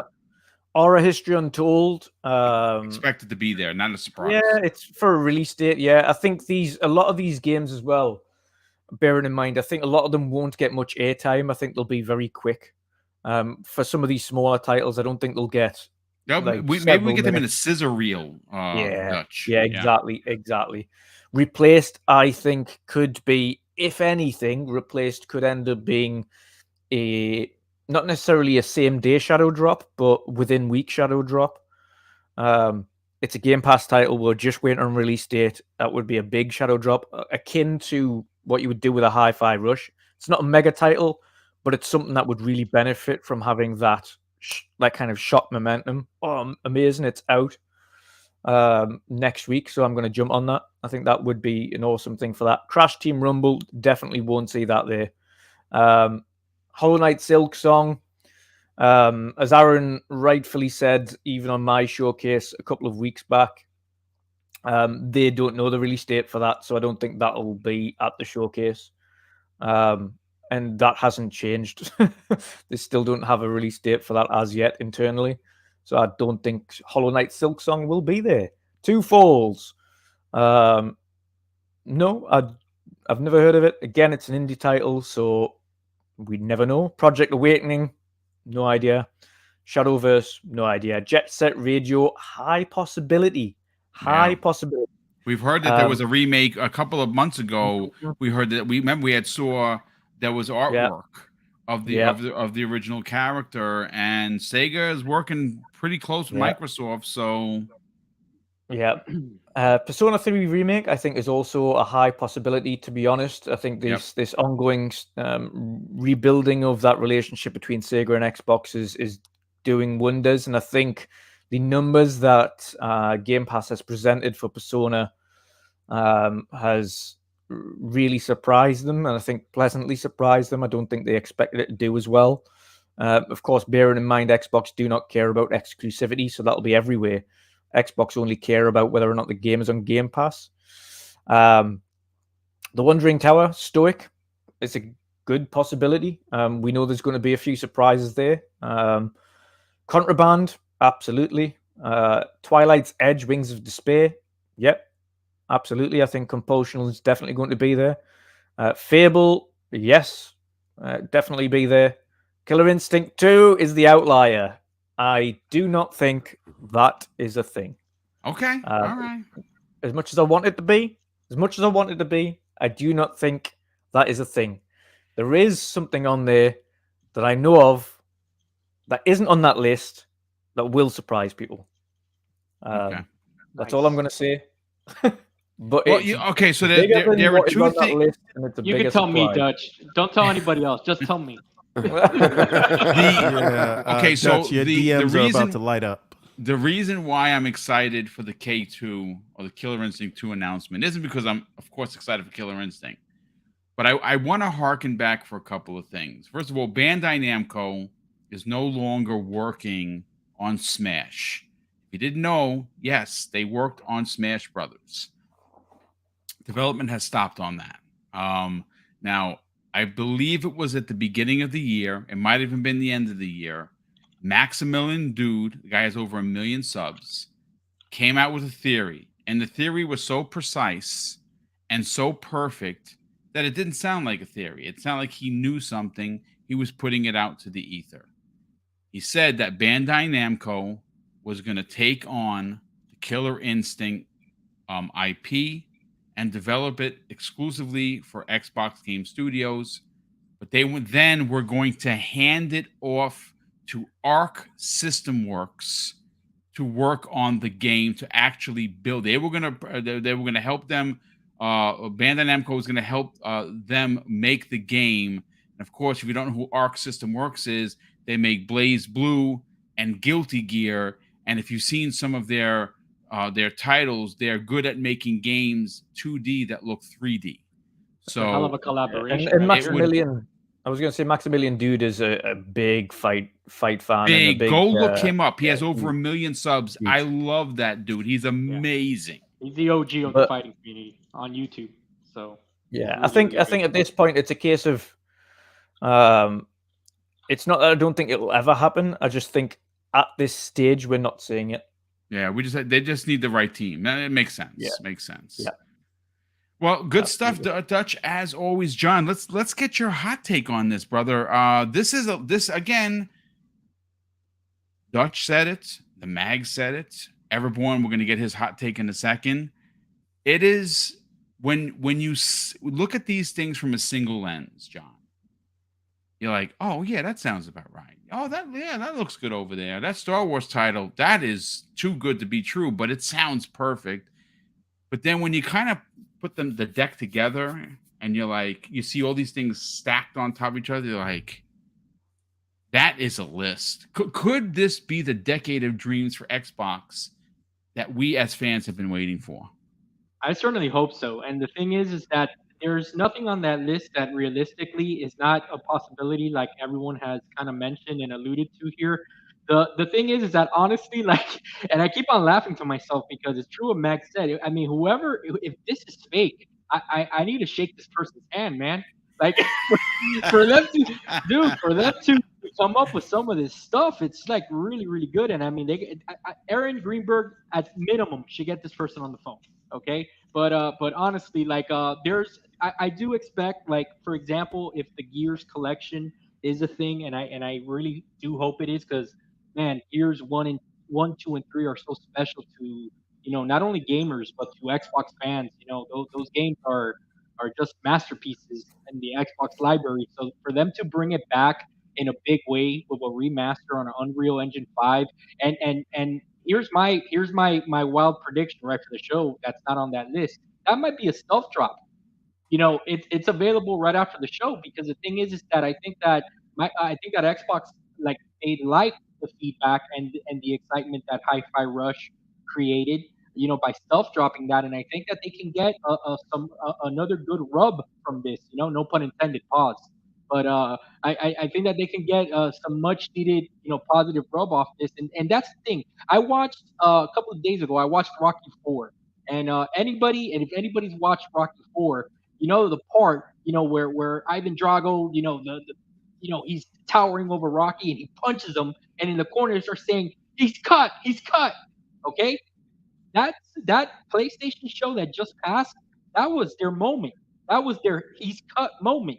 And if this show ends up being real, they will definitely turn the tables completely on PlayStation, and they'll take back that conversation that I hear Mag always talking about, which is 100% accurate. It's the pulse of the gaming community. What Xbox has to get right. They do so many things right for us. Again, the services, the consoles, everything is top notch. The studio acquisitions, everything is aligning. The only thing that's always been missing are those common sense things that this list addresses. Okay, I mean, what better marriage do you want than Crimson Skies and a Sobo? It's a match made in heaven. It is again. That's one of those. See, again, it's one of those picks, John. Right now, you ask why Crimson Skies. There are two reasons, folks. Okay, and here's why. If you don't know what we're talking about, Crimson Skies still to this day is an amazing experience. And why it's a perfect Xbox game to bring forward and give a modern coat of paint on is because a Sobo would be perfect with the planes. It's a airplane game where you fight multiplayer with using airplanes. It's genius. But here's the thing. The actual single player aspect is like a third person type of Nathan Drake action adventure. It's a big story. It's about treasure. It's about Nazis. It's about so it really could lend itself to not only giving Xbox gamers a story-driven, adult-themed, Sony-esque single player, but on the same token, also give multiplayer fans a chance to use airplanes designed by a Sobo. Correct. Jim Ryan. That's Jim Ryan's wet dream right there, what you just described. For him to be able to satisfy his core audience, plus bring in that multiplayer money. Okay, so the thing is perfectly said, Boom, and leveraging on legacy IP is something that the Xbox core audience, is something that we've been begging for. It's like how many Boom. I've been listening to your show since right before the release of the Xbox series of consoles, okay? And I don't know how many times you have shouted to the heavens for a Banjo game, for example, for some type of fighter, that has all this Xbox IP. My kart racer, my dream kart racer that I've been begging for. There you go. And that's the thing. What this list is to me, okay, is basically like if they heard the feedback after last year, after the 12 months of shame, because that's what it really was, the 12 months of shame. And it's like if they said, you know what, this year we're just going to blow their minds and we're going to give them exactly everything that they've been asking for. Like, what can we do here? What's the community asking for? What's a reality? What's a possibility? And that's something that Sean Layden, when he was driving the PlayStation during the PS4 days and those successful days, that's something that they did really well. That I'm not gonna lie to you, I was a little jelly sitting in the back, like I remember that eat through your dreams, like wishing, like, damn, I wish Xbox would put on a show like that, and the thing is, it's like as a gamer, I celebrated it, right? Because all that stuff, I also had a PS4, but I was a little like, man, it would be nice if Xbox was out here announcing that Crimson Skies was coming back, Mech Assault, like where are all these? Why aren't they bringing How about back a Cameo remake or Cameo 2?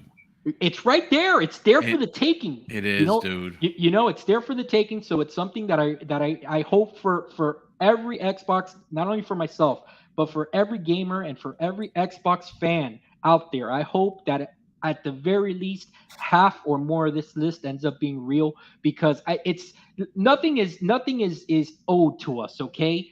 But man, we kind of deserve this W right now. I'm not gonna lie to you. Like, this W would be very, very sweet if it ends up being real. And I'll tell you what, the Black Myth Wukong, let's not sleep on that game.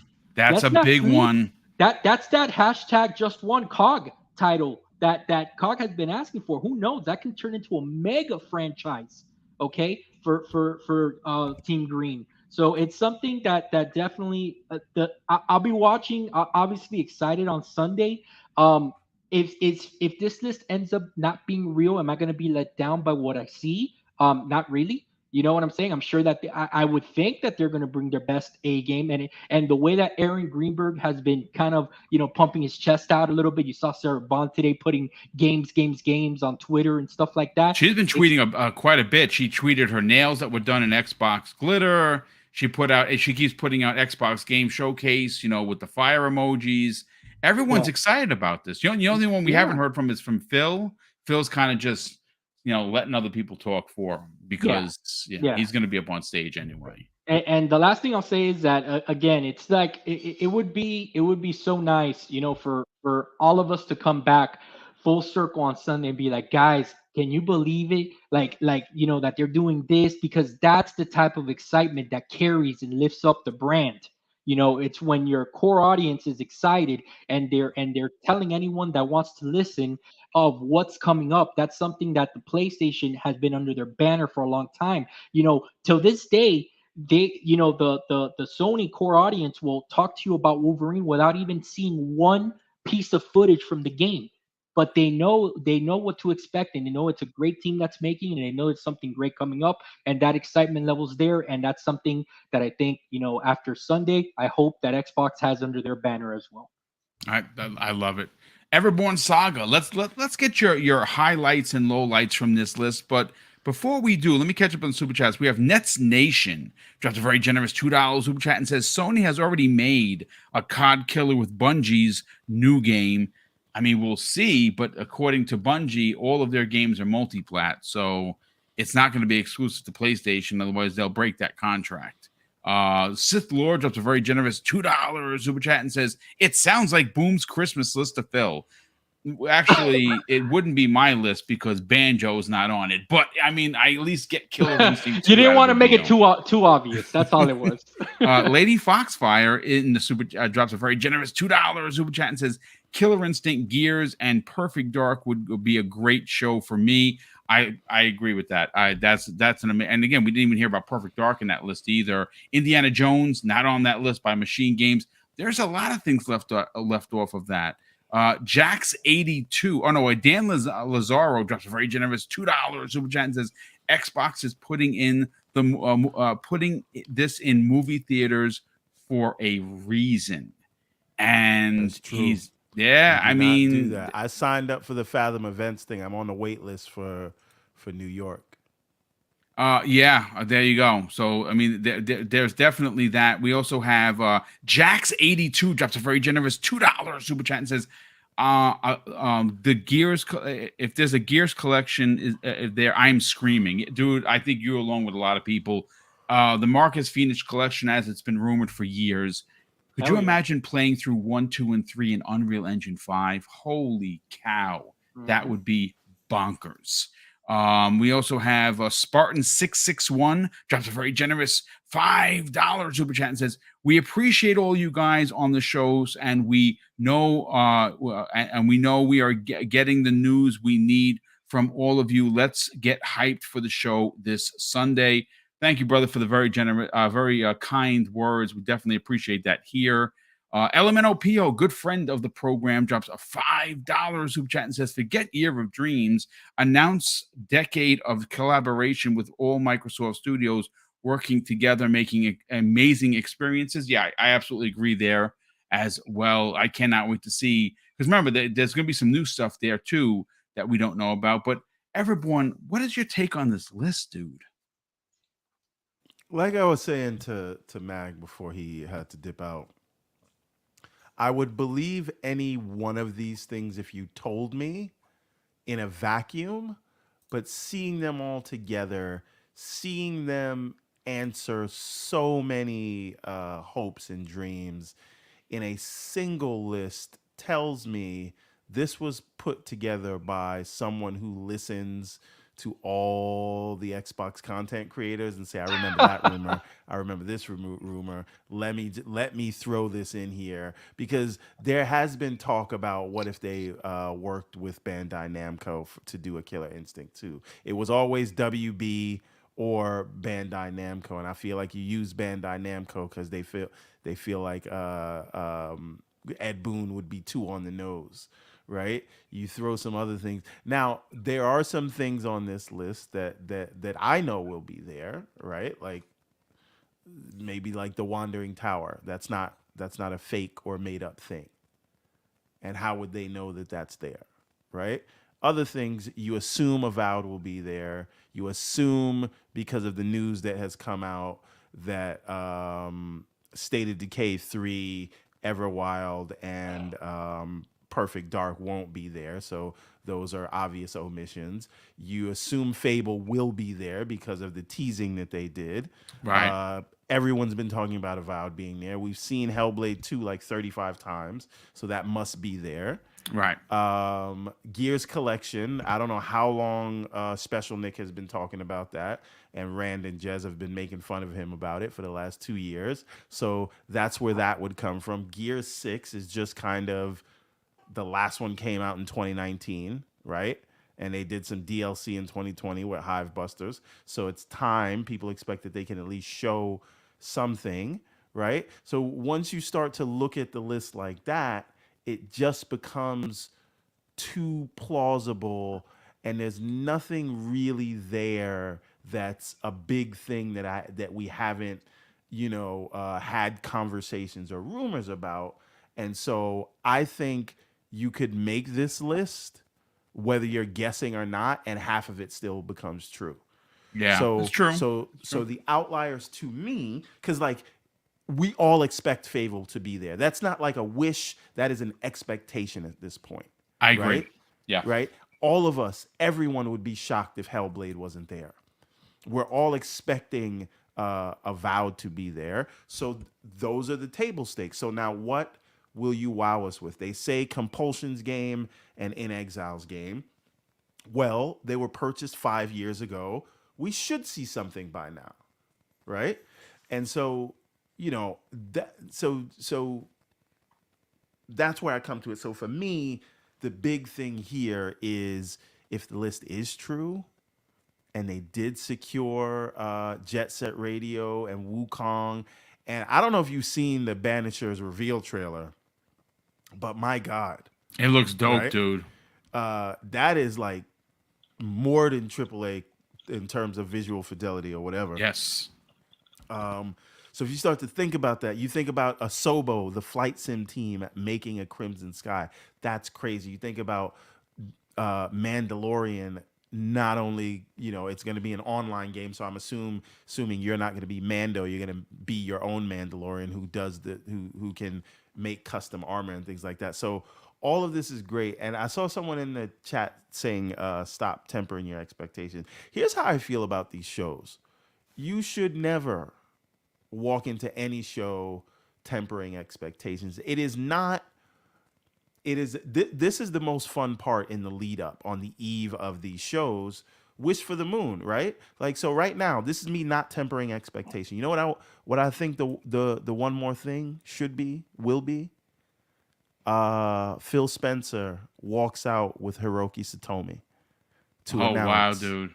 that they've taken a 49% stake in Sega Sammy, just like they've done with ChatGPT. They are now taking control of the gaming division of Sega Sammy, and they will have full control over that. Did you dream that last night, everyone? I did. Okay. Sunday, Okay, I dreamed it. I got you. So, and to commemorate the new partnership, they're launching a new handheld called the Game Gear X. I'm just saying. So that is me not tempering expectations, right? The whole point is you go into the show and judge it based on what it is. You don't get mad because you were hoping something was there. Exactly. And it's not there. You get upset if what they showed was trash, right? Exactly. Or they do 12 months. Right, exactly. Or they do 12 Exactly. months. That's what I'm saying. Yeah. Judge it for what is there, not for what you're hoping to be there. That being said, let's hope and speculate away. So don't temper anything, expect them to show everything, but you can't get mad if they didn't show what you were guessing, right? So that's what I say about that. Now, But that's not what we're discussing here. What we're discussing is this list, because this list could be wrong, and they could blow this list out of the water with what they actually show you.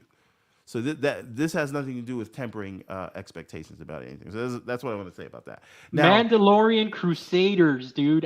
Can you read off that name again? Boom. Yeah, Star Wars Mandalorian Crusaders: The Lost Empire. Who That makes sounds like a that up, book. Everborn? Who makes that Listen. up? I know, but now it's from ZeniMax Online, Yes. and it's a service game. And don't you need a name that kind of rolls off the tongue for a service game? Like if you're trying to sell a service game to people, Well, I can mean, it you be got a to do is miss. mouthful All like you have that? to do, really, all you'd have to do is say Star Wars Mandalorian, bro. I mean, Yeah. the title wouldn't scare people away. All you got to say is Mandalorian. People are flocking to your console. It says on the so-called leaked list that it is an exclusive. Right. Yeah, and that's that. But we know ZeniMax Online is hiring for multi-plat developers. So does that pass the smell test? I mean, So it's It's just things to think about. So 1v100 would be huge for me. Yeah. I loved As Dust Falls too, so that makes sense. But for me, what I'm looking for to say that is on this list that blew my mind, it's Wukong, if that's Yeah. real. It's 1 versus 100. It is that they got Banishers into Game Pass. Black Myth Wukong is a huge one. Even more huge is Alan Wake 2, right? And then Killer Instinct is the one that made me like doubt the whole list, because that would be crazy. But just imagine if the stuff that should be there are there. Even that alone would be huge, right?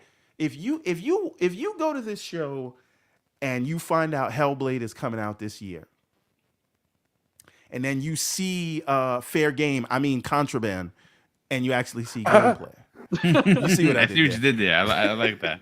Let Nice me and tell you big. something. If Alan Wake 2 shows up at the PlayStation show and the Xbox show, they're the new Bungie, and they're for the streets for sure. All right, Well, Remedy. but I mean, but the thing is, Microsoft has always had a great relationship with Remedy. How many exclusive games has Remedy done for Xbox, right? right, Quite but a the big few. one, yeah, and the big one there is obviously that Epic is involved here. Yeah, Epic is Right. Epic is publishing, and Epic works hand in hand with Microsoft on many things. So this is the thing, and then Jet Set Radio, That's- being announced on the Xbox stage, huge, and it just brings Sega and Microsoft closer and closer together for what will happen at a later date. And so like if you have a show where you get Fable, Avowed, Hellblade gameplay and date this year, and then whatever Compulsion and In Exile are doing, throw Forza in there, that by itself is already huge. And then you're going to get Starfield on top of that. That by itself is better than It's what a we got cherry with the Sony on show. top. sir. Indeed, it Right? is. Good call. So if just some of the obvious things that are on this list that happen to be there, like if you get everything I just said, and then you get a glimpse at Gear 6, and then you find out they're actually, even if, listen, the thing about Killer Instinct, and I know that like they could announce that with a JPEG They sure and just could. tell you Absolutely. we're working on it, and we Yep. that would blow everybody's mind, because you're like, great, they're actually doing it. So All they need is the Ultra Combo voice guy just to say Ultra Combo, and it's over. right, so and obviously we expect Liza P to be there because that's coming out soon and things like that. Mhm. If Gears Collection and it's like remastered in UE5 or ported to UE5, and the things that they can do with textures, like the list could have been guessed and still be real, and that's what's crazy about it, right? Yeah. So it's somebody said in the chat, back-to-back medieval RPGs of Avowed, Fable, and Hellblade. Those things are going to be there, and I'm just hype whether this list is real or not, just because of what doesn't make sense not to be there, right? Yes. So and the fact that they're not pushing back on anything, the fact that people are asking around and not getting no's, the fact that and again, maybe Wukong's made up. Maybe Gear 6 won't be there. But a lot of this list is going to be there, dude. already. And you will get gameplay or in-engine stuff, and then whatever surprises may come. I just don't know how this show could not like blow everybody away. Just off of table stakes. And what's important here for this show, because a lot of what you see here is what do you call it? Things from Xbox Game Studios, right? The only thing from Bethesda you see here is Mandalorian. Now, ZeniMax is a very big publisher, and every year they release games. And we know there's going to be Starfield there, and if this ZeniMax thing is true, but what if there's something else, right? What if we hear Tango was also working on Evil Within 3? Yeah. Right? Which we think is going to be there. Right. What if the next Wolfenstein gets announced?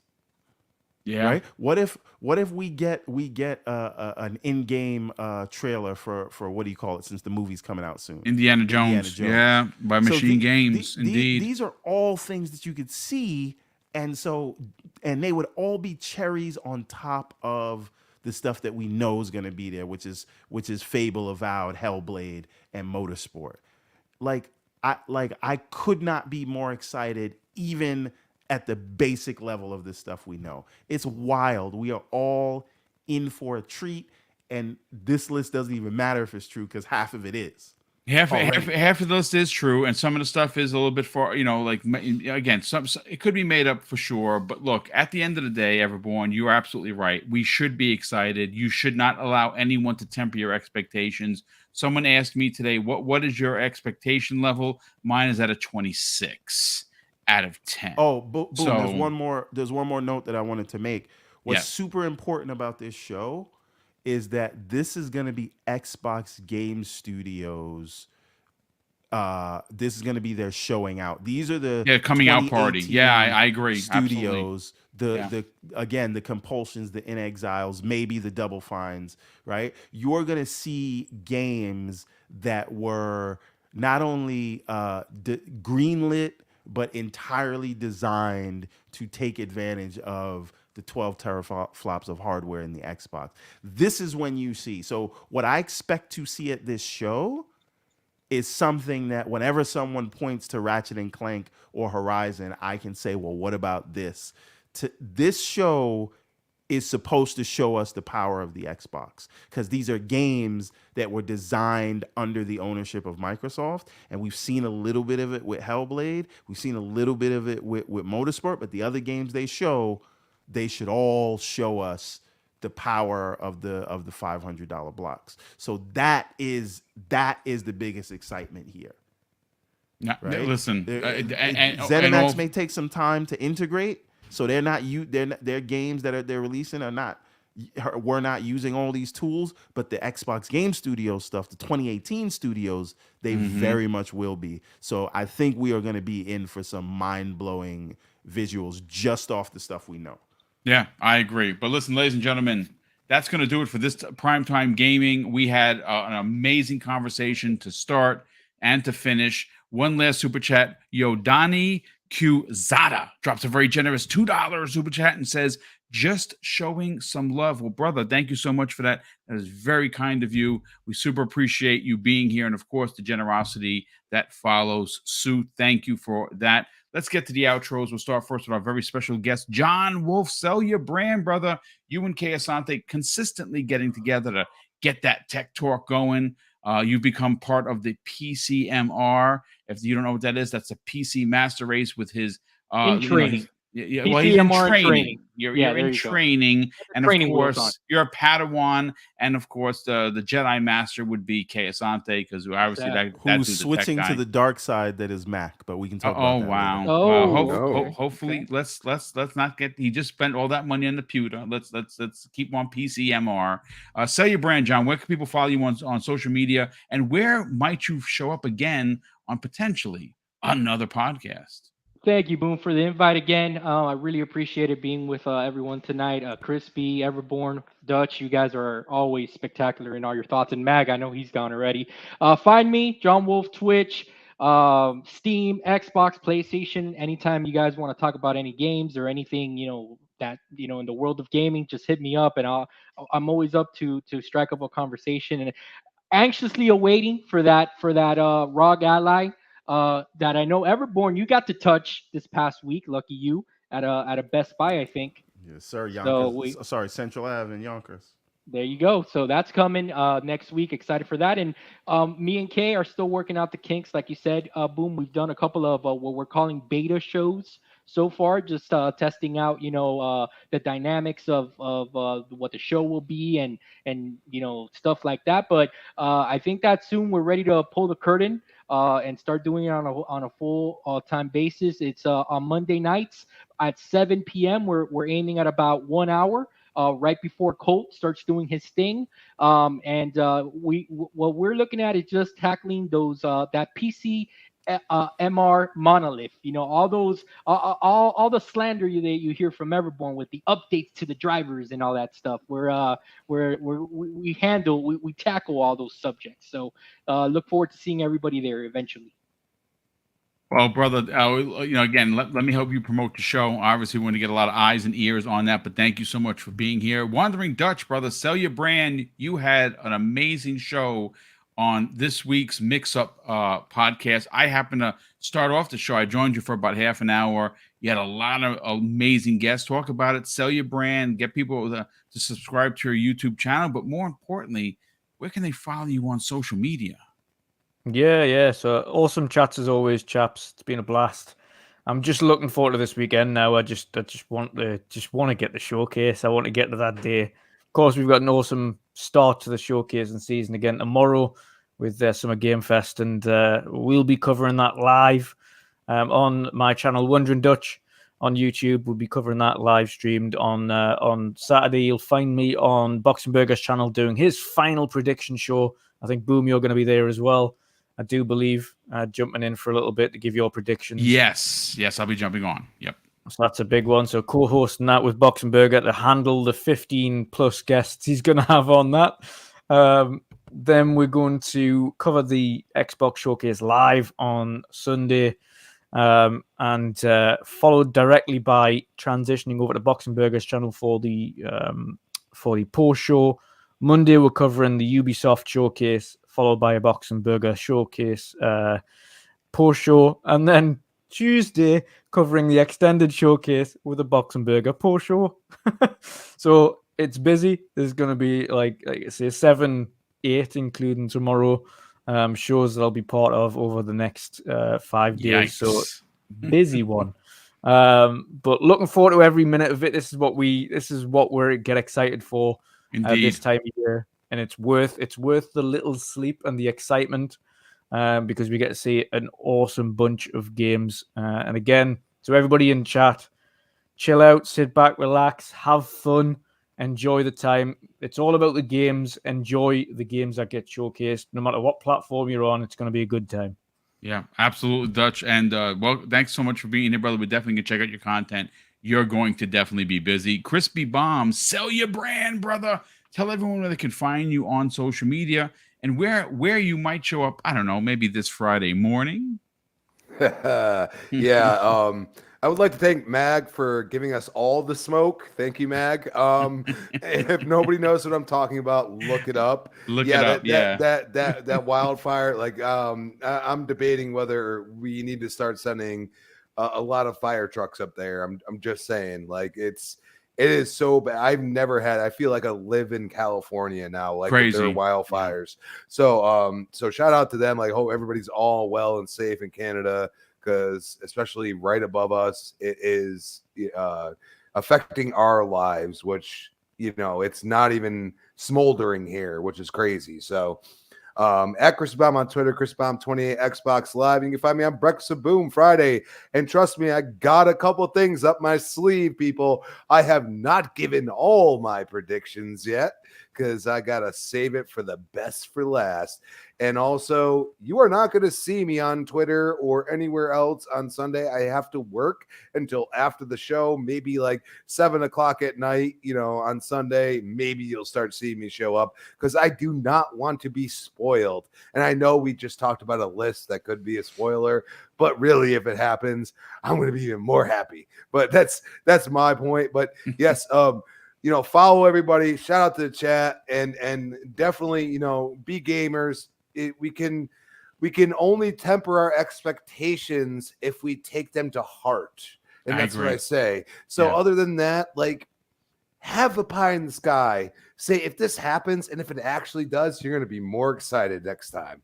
Absolutely, dude. And again, listen, just have fun. Just enjoy yourself. Enjoy the ride. It's going to be a great show.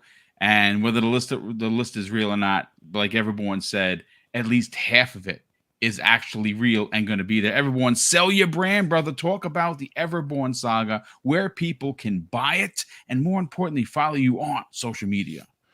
The answer to all those questions is Everborn Saga, whether that's Everborn Saga on Twitter, Facebook, Instagram, TikTok, or you name it. But most importantly, check out everbornsaga.com, where you can see the books we have for sale. We have a really amazing sale where you can get all the books we've ever done. That's 6 chapters, over 300 pages, for all for $50 in the run up to Ariel's Adventure Chapter 2, which is coming soon. And we're also working on some games and things like that. So, and again, shout out to Dutch and the Indie Game Showcase, where we debuted the trailer for the Ariel's Adventure game. You know, I'm just trying to save my $3,500 up so I can give it to our overlords at Apple. No, don't do that. But Everborn Saga everywhere. Please go check out everbornsaga.com, and we will be announcing a Kickstarter as soon as production is done on the book, because that's how we do ours. We produce the books first, and then we do the crowdfunding for distribution and things like that. So yeah, that's it. And get excited. Sunday's going to be big. Yeah, absolutely. Ladies and gentlemen, thank you again. We had over 900 people here. That is freaking awesome. I can't thank you enough for hanging out and enjoying the conversation. Hopefully you enjoyed it enough to A, subscribe, B, hit the like button. We had a ton of super chats, so a big thank you to all the generous donations that we got for the channel. Obviously, we usually turn that around not only to keep the programs updated, keep the equipment up to date, but we also do a ton of big giveaways. We have a couple of really big ones. That's why we haven't done any small ones. If you didn't know, my wife and I are giving away 15 copies of Stalker 2 to basically our small way of helping the team that's been displaced, due to the war with Ukraine and Russia. Obviously, the studio was originally there. They have been now. They've moved out of the war zone. We know that they've lost a few members of the dev team to defending their country. So we wanted to make sure that they got their full 70%, which is what they get when they produce the game via Microsoft. And we're buying 15 copies at full price to make sure that they get their 70%. And again, it's just our small way of doing it. Plus, we're going to have the big end of the year $1,000 Christmas one. And we have two, my birthday bash, where it's my birthday, you guys get the gifts, and one for Mrs. Boom, her birthday, but you guys get the gifts. And those are the next 4 big ones. So they're going to be at the end of the year. And, again, all you have to do is subscribe to the channel. And obviously, you'll be updated when we give all of that. And of course, I want to close out the show with something that's important to me, folks. Hopefully one day it'll be important to you. And that's something that my dad taught me when we were kids. And he would say, Craig, treat others how you want to be treated. And also, it doesn't cost anything to be nice. You live by those rules, Craig. I can guarantee you're going to have an awesome day. So take care, everyone. Enjoy the showcase this Sunday, and we'll see you next week on the newest episode of Primetime Gaming with Mr. Boomstick and Friends.